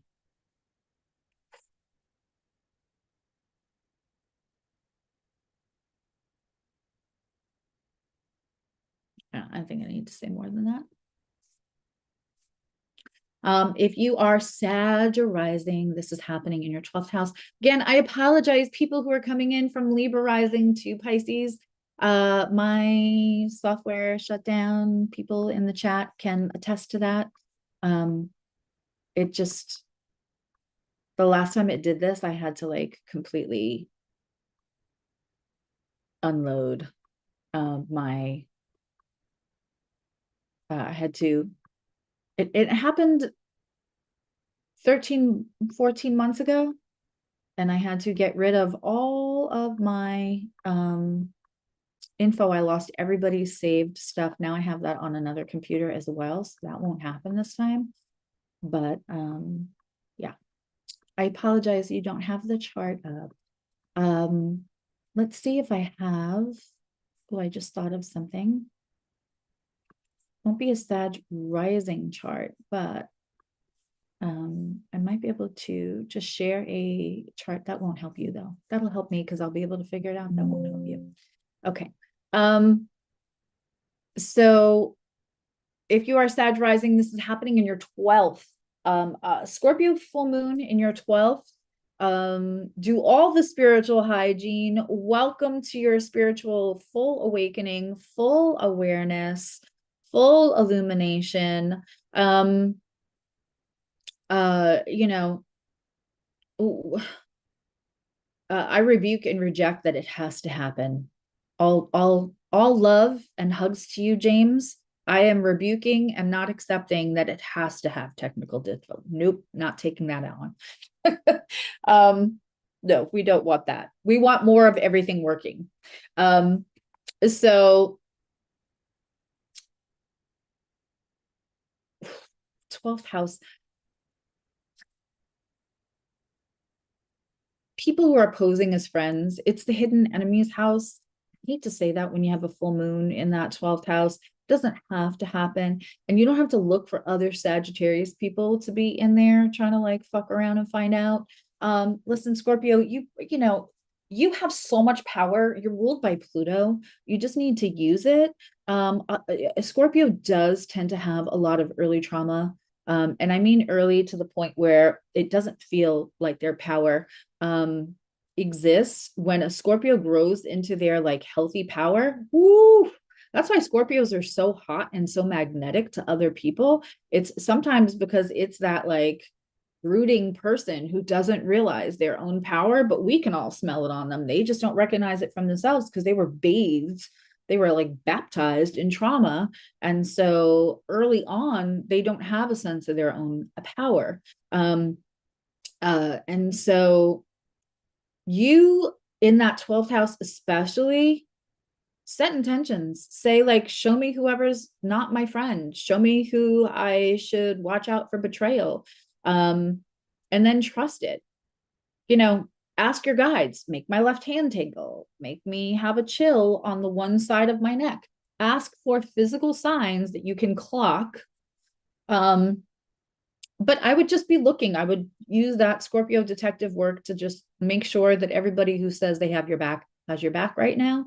But your spiritual stuff is great. Also, any kind of finances that could be extracted from institutions.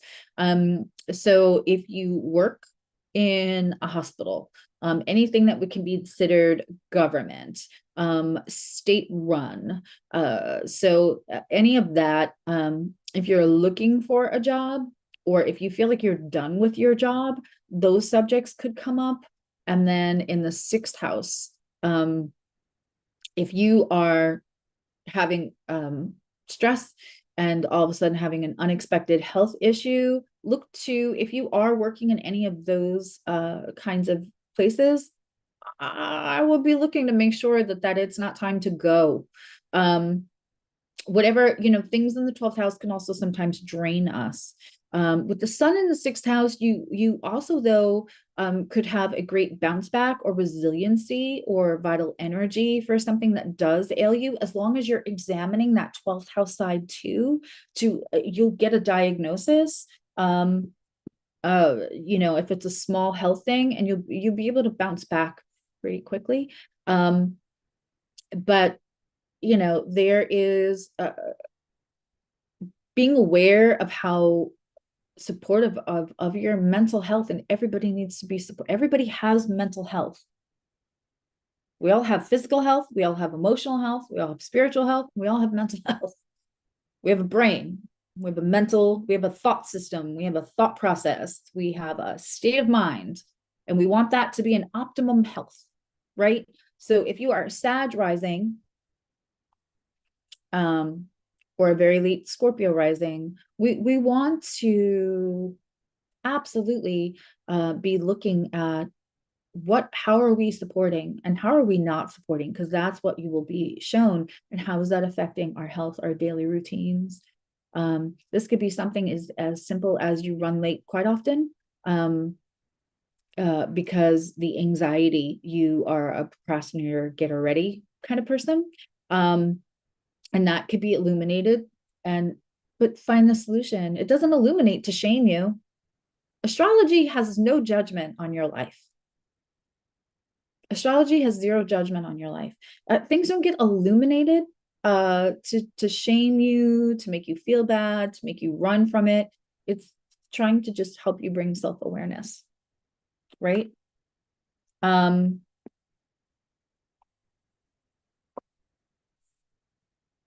other thing about that 12th house also is that places where we can excel, you could go viral. I'm not going to over explain why, but just trust me. If you're doing social media stuff, you could be really seen. You could be, especially if you feel like you're not being seen now, you could end up being really seen.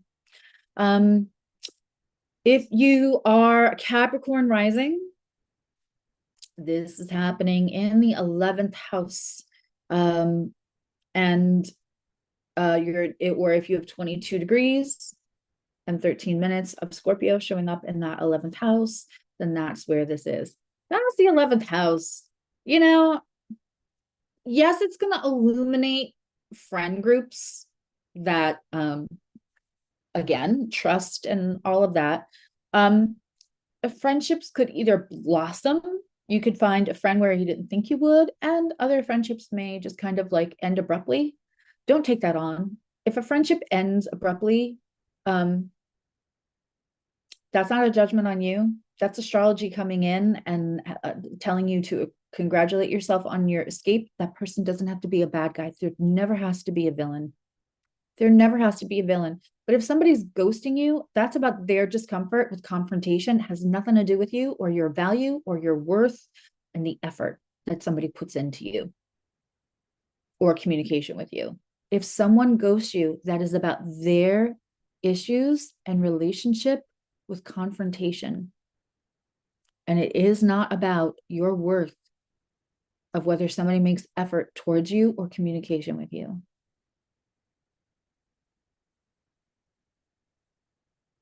Said what I said.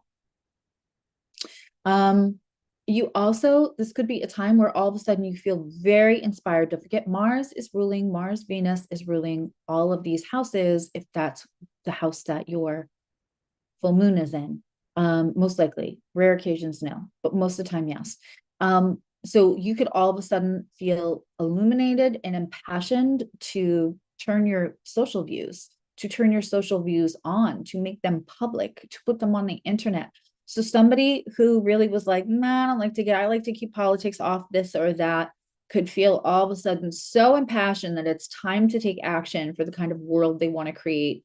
And they realize, and Lori and I talk about this all the time, no one's coming to save you. We all need to take action, and we need to be aligned in that as much as possible. Not fighting over little things.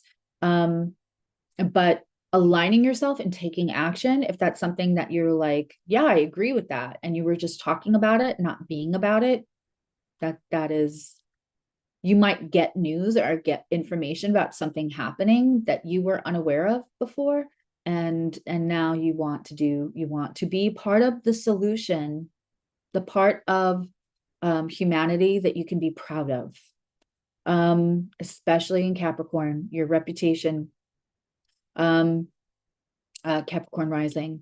And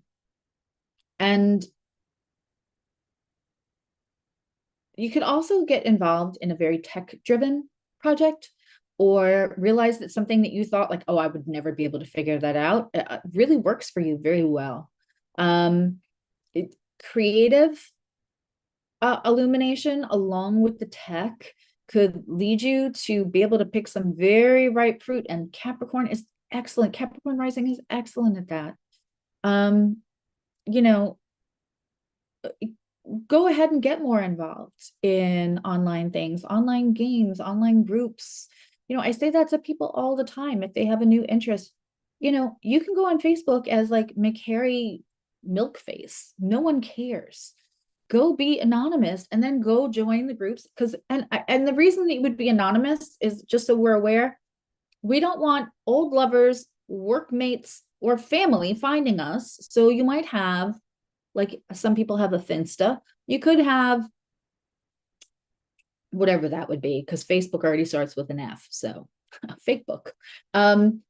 so that you can then go on and find the art group, the spiritual development group. If you want to remain anonymous and explore subjects and explore, this is the time, especially with Scorpio moon. You can go do it, with anonymity.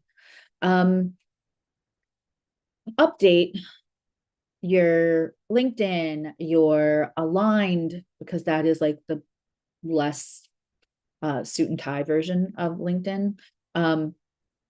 Networking for business, probably paths, roads, connections will all be illuminated to you in this. And maybe in places that you didn't expect to look.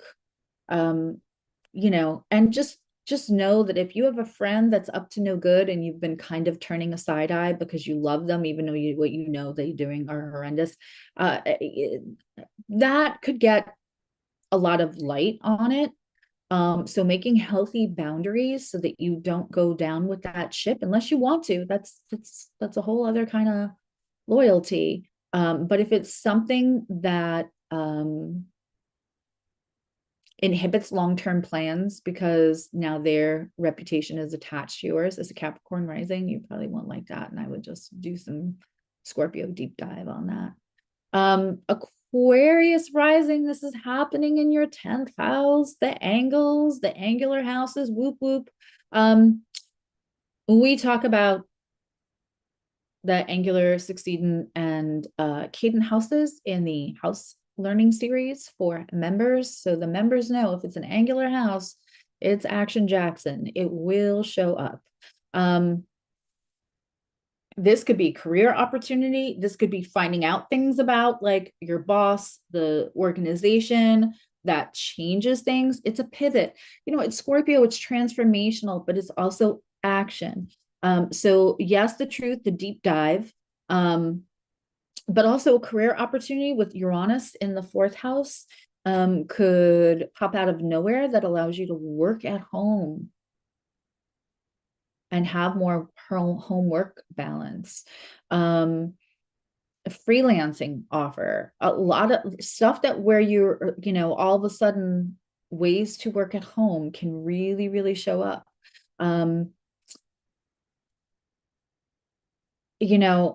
Again, updating LinkedIn, updating your online presence professionally. Please be open to, apply for the jobs you don't think you can get. Deep dive your resume. How old is your resume? Use ChatGPT. Use ChatGPT and say, here's my resume. Please rewrite this in a more modern way. If like data entry was part of your skill set, there's a new way to apply that to a modern world where a boss isn't going to look at this and say, this does not say anything about the new way we do things, or, and you could be an expert in it. Especially if you're an Aquarius, you're all about that progression, right? So update things, ask ChatGPT to just rewrite it in a more modern way using more modern language. Maybe you take out like things that are old, antiquated, patriarchal, or you didn't know before, possibly harmful language. You can also ask ChatGPT to give you a cover letter for places that you are applying. Go to the website. It's Saturn, it's Uranus, it's unexpected action and structure. Go to the website of the company you want to apply for and look up what their mission statement is and what the qualities they're looking for that position are. And give it to ChatGPT to then write you a cover letter using the languaging around that, along with your skill set from your resume in an updated way. Updated, not antiquated, is the theme of if this is happening in your 10th house and you're having career stuff, you want to change, you're looking to leave, you already have left, you've been having a hard time finding a job. I mean, you can also make a little professional video of, hi, I'm so-and-so. This is my rich experience. This is what I really love. Be thoughtful and mindful. If you're comfortable doing that, look into the camera and attach that video to a QR code along with the written resume. Have a QR code that opens up to a video so they can meet you before they meet you.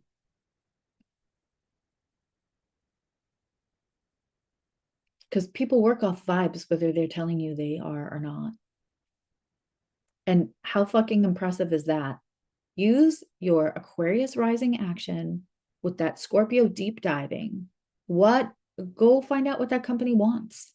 Put that in the languaging, change your resume, update everything. Have the self-awareness to know if you're offering antiquated language or even if you are updated skill-wise. And finding that work-home balance is really, also, so on one side, you could get public recognition. And then the other side, be careful of what you're doing that you don't want other people to know. Because when a full moon happens in your 10th house, whoever you are, that is going to be illuminated. That might be the most amazing thing. So here's what happens. Whoever you are is going to be illuminated. Depending on your actions, that either is going to look like scandal or fantastic public it's public recognition, whether it's scandal or applause. Promotions are also really available. Just watch, because Scorpio likes to do things privately, understandably, and under the iceberg. But you're going to have less autonomy right now. You have less privacy. Talk to somebody with a 10th house sun or a 10th house moon. Like everything is in a glass house. 10th house is a glass house. Which doesn't mean about throwing rocks thing. It means that you're visible. No blackout curtains for you right now. Social reconfiguration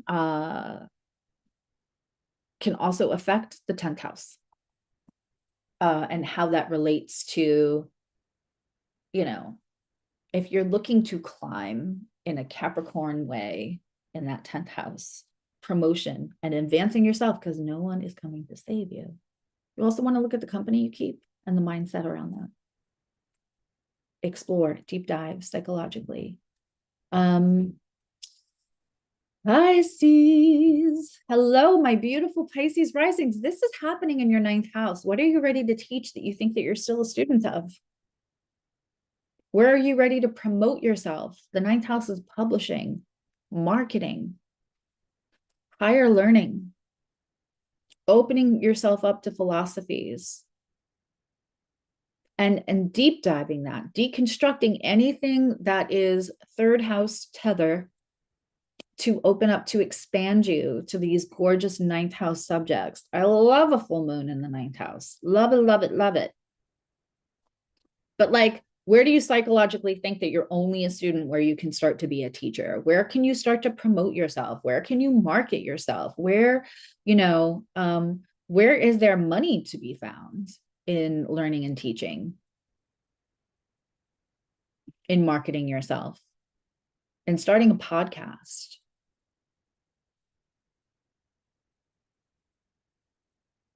It's very like when you say to somebody who's like in their 20s or in their 30s, like when they say, well, when the adults, and you look at them and you say, you are the adults in the room you're talking about, you're in your 20s, like not adjusting to that place yet. We're like, no, you are in a place, like you're so acclimated to that 3rd house of like, I'm still learning, or I'm not at a status yet where I can feel like I've explored, or I'm ready to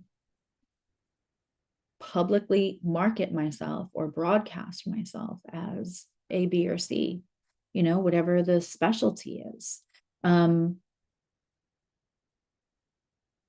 Philosophical breakthroughs and learning what old philosophies you need to give a death to, that you were given. 9th, 3rd house is always going to have a theme of indoctrination versus information. And some of the things that we learn we'll keep, and some things we won't. And not having attachment to Scorpio, to the balance of that and just letting it balance is really to your best benefit. The truths that might come up could also be around deconstructing religious and early teachings, or just philosophical. Maybe you subscribe to a philosophy that you no longer believe in. I wonder how many like publicly Scientologists we're going to see like fall out of Scientology and publicly talk about it during this full moon. I'm betting at least one, even if it's kind of quiet. But this is like deconstructing from philosophies and parts of philosophy. Let's remember faith in a higher entity. And I talked about this last night on the astrologers roundtable. Faith in a higher entity, born out of love, moving out of love, is wonderful. And everything is a Venn diagram, and no one's saying deconstruct all faith-based. What I'm saying is that some point in history, it is likely that mortal men came in and made some rules using the, entity, made some stories using the entity or a sense of a higher power to control and scare and instill fear. That's the part we want to deconstruct. Scorpio full moon. Read anything that challenges what you already think. I'm going to do that too, because I'm having a third ninth house access just in the opposite way. But that Taurus sun and the Uranus, right? I'm going to welcome anything that deconstructs or disrupts anything that is not also my highest good, but because I do broadcast, because I do market, because I do all this already. This is a ninth house thing, what we're doing right now, right? So like, because I do that, I want to make sure that I am leading in faith and authenticity and good information, and not keeping myself small, because anytime I keep myself small, that does a disservice to anyone who cares to listen to me. Right? This could also be plans around long distance travel changing, or an opportunity coming up, surprisingly. And your long awaited vacation may turn into a staycation and end up being amazing. And then scheduling that long distance vacation for another time.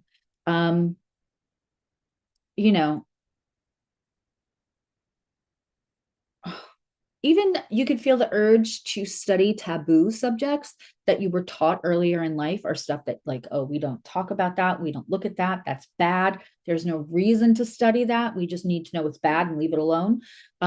So exploring it and knowing that you can trust yourself to decide what you're going to take on, or how that affects you, the agency to what you do with that information, is all very Scorpio full moon in the ninth.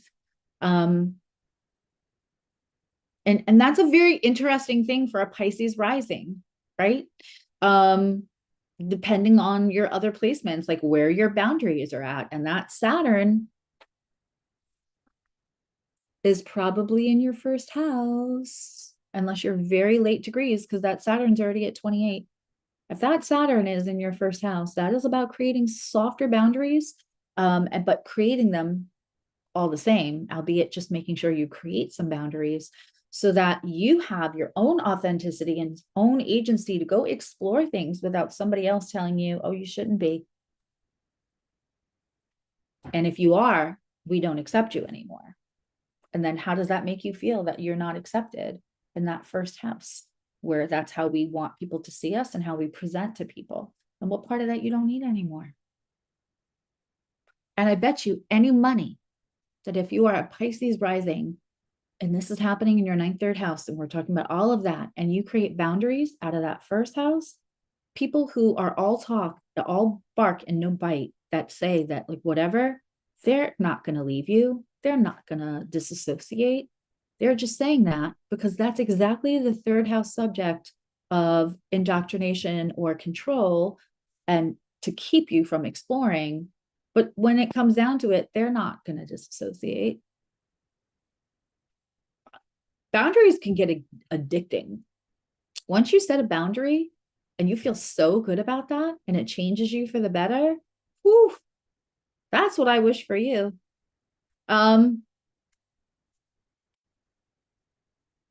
You know, unexpected just for everybody. We're done with the houses, but just practical predictions for everybody around this.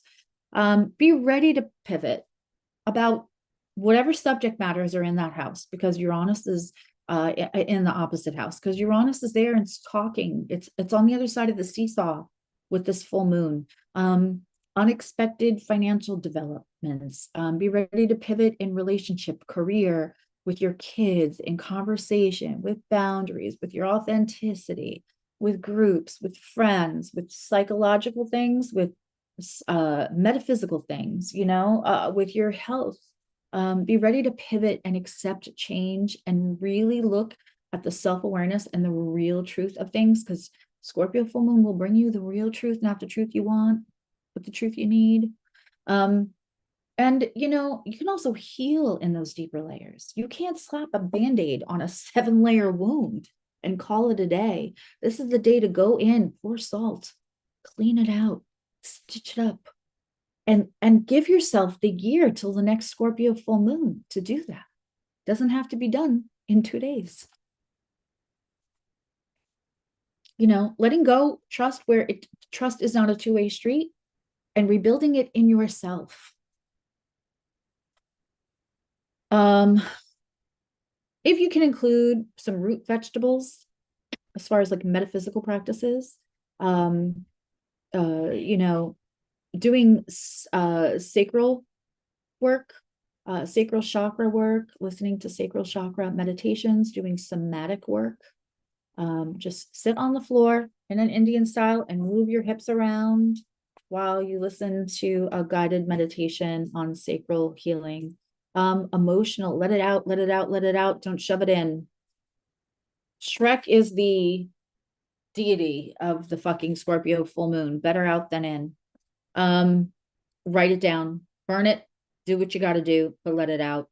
Now, moon water is not something I love to tell everybody to do in a full moon, but when you need the courage for truth, that's when you could keep that full moon. When you want truth out, that's when you could keep that full moon water.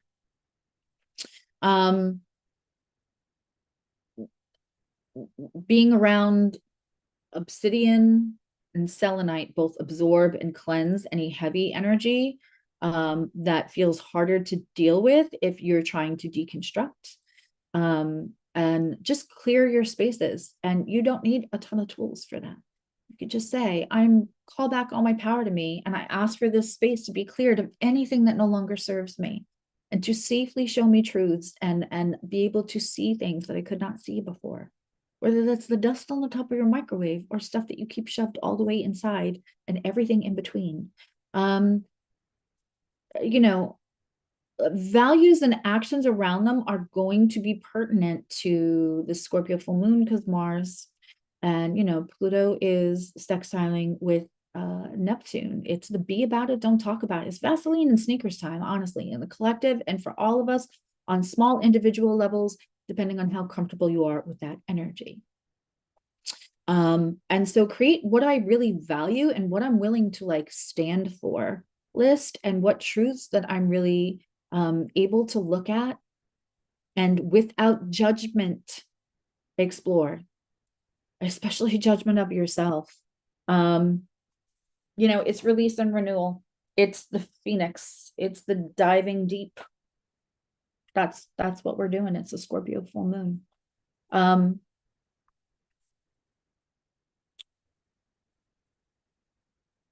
Okay, so I will now take questions. If you're not a member and you're not going to join, you can still watch this part, because somebody may ask a question that you would have asked. And also, please, you can leave me questions that I will answer later on under this video or later. That's my daddy. That's my daddy, all handsome in his army outfit from his 20s, back there for his birthday. But yeah, please go ahead and ask questions. Again, I apologize. My visuals all went And I almost made it. I almost put the time into, I did not have time yesterday. Yesterday was a little interesting. So I did not have time to make slides, so I didn't for this. I was like, I'm just going to use the chart because I don't need slides for a full moon. But evidently I did, because you all needed them because my software went kaplooey. Okay. Questions? Any questions about the full moon? And again, I am happy as long as you understand that this part is public. I am happy. Oh, wait, no, I can't pull up your chart right now. If you are a nerd or gratitude member and you want a quick little thing, I'm going to do this one time. I will, if you email me and you ask, then and if you're nerd and gratitude level, I will give you, I'll make a tiny little video because I'll probably would prefer that over, I will use my other computer and I will just, we won't be sharing the screen, but I will make you a little, I will look and then I will tell you the big takeaway from your chart for the Scorpio full moon, because the members at gratitude and nerd levels get that when we have full moons and new moons. And gratitude levels also get discounts even on top of the sales when I do metaphysical sales. But they also get one email question a month. This won't count. If you're a gratitude level, you'll still get the other question.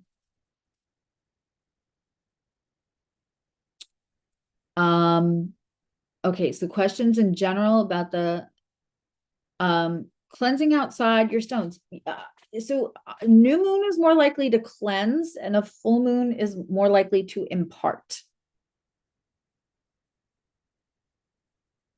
You can cleanse anything you want by just saying, I'm removing energy, I'm cleansing this, and here's my, like, right, my white quartz. Here is my big boy amethyst. I love him. But I can just call back all my power to me now from anyone using it with or without my permission. And I thank these crystals for absorbing what they have absorbed, for taking any hits for me, for helping me connect, for cleansing, and all things that they do for me spiritually. And I ask that they be cleansed from all old energy and not hold any energy that no longer serves me, the people I work with or for, blah, blah, blah. You know, you have the power to cleanse it. Anything that tells you that's when I will put a little thing up when Lori posts the astrologers roundtable. We get into detail about that. But any philosophy that teaches you that you don't have the power to do a lot is something that control has infiltrated, like man-made control has infiltrated. It doesn't mean it didn't start out with pure. Everything's nuanced. Everything's not black and white. Getting your dust buster out. Okay, so cleaning is great. Also, keep in mind that your moon phase, your original moon phase, will give you energy or take it away. So some rituals don't make sense if you're completely drained. Does it make the full moon stronger when it's on a cusp by only 1 degree? What's going to make a full moon? Okay. That's a great question. And it has 2 answers.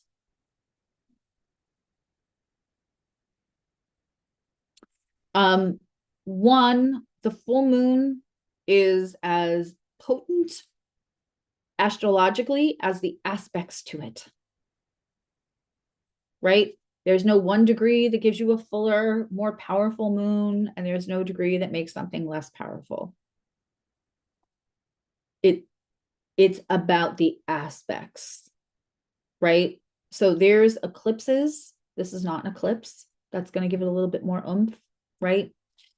As far as like whether it's adjacent a cusp or not, certainly if it's adjacent a cusp, I might include the ruler of that cusp and what it's doing into the delineation altogether of a full moon. It also depends on your aspects, right?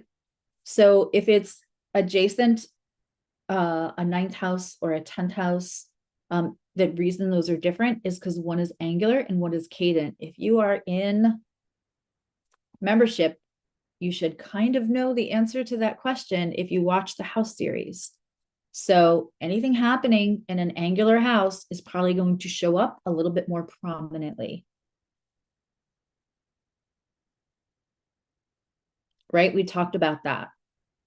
So that's all in the, you're going to want to watch the house series, because the whole point of doing the learning series, going through the houses first, and now we're on planets. Go check out if you have a form in your email so that we can pick a date that works for as many people as possible. Right now I only have like 15 out of 49 sent. I just sent it yesterday though. Replies, I will post that also on the membership tab. But yeah, the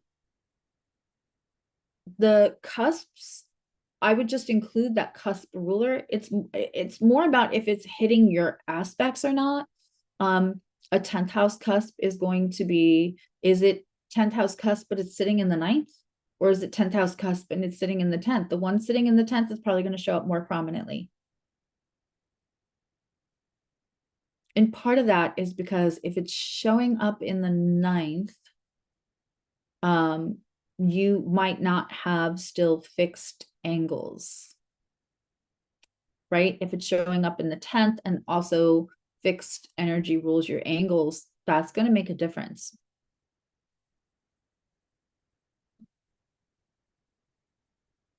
I will also put the form in the, I have 2 links going up later today, because we're not looking at scheduling the planet update, like, so everybody can ask questions, so everybody has time to watch the first 5 planets: the sun, the moon, Mercury, Venus, and Mars. And then all your questions, we'll do a live stream with members so that you guys can all answer. If somebody's watching this and decides to join membership, you'll still have time. The earliest date we have for that is like next weekend. And those are all like 20 minutes. They're not this long. Any other questions about the full moon? That was a great question. Yeah. So that's why we do the learning series. You guys can get, so you can also take what you know from the learning series and apply it to your own charts, because the layers matter. I look at every ideology and philosophy and ask, does this empower or disempower? That's great. That's such a Scorpio thing to say. I love it, James. Part of how I look, how to know what to trust and what to be wary of. Yeah.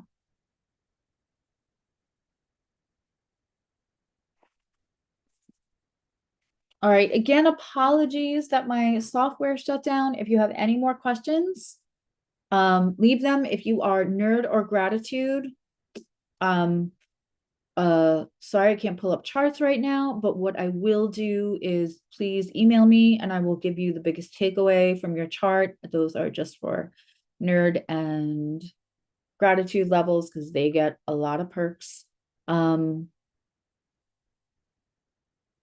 Everybody gets good perks, but those are the, I will give you a big takeaway from each time I ever do like a full or a new moon video. I hope everybody has a wonderful day. If you are celebrating Mother's Day tomorrow, I hope it's exactly what you want it to be. I'm not going to say I hope you get to relax. I hope somebody's spoiled. I want it to be however you feel the most seen and appreciated. And it's a Scorpio full moon. So like, the deep truth of how you appreciate your mom will be appreciated by her. I love you. Now you love you. Thank you for being a part of membership. Thank you if you're subscribing and you're watching. I appreciate everybody, and however they contribute with their energy. That's what makes this channel great. All right.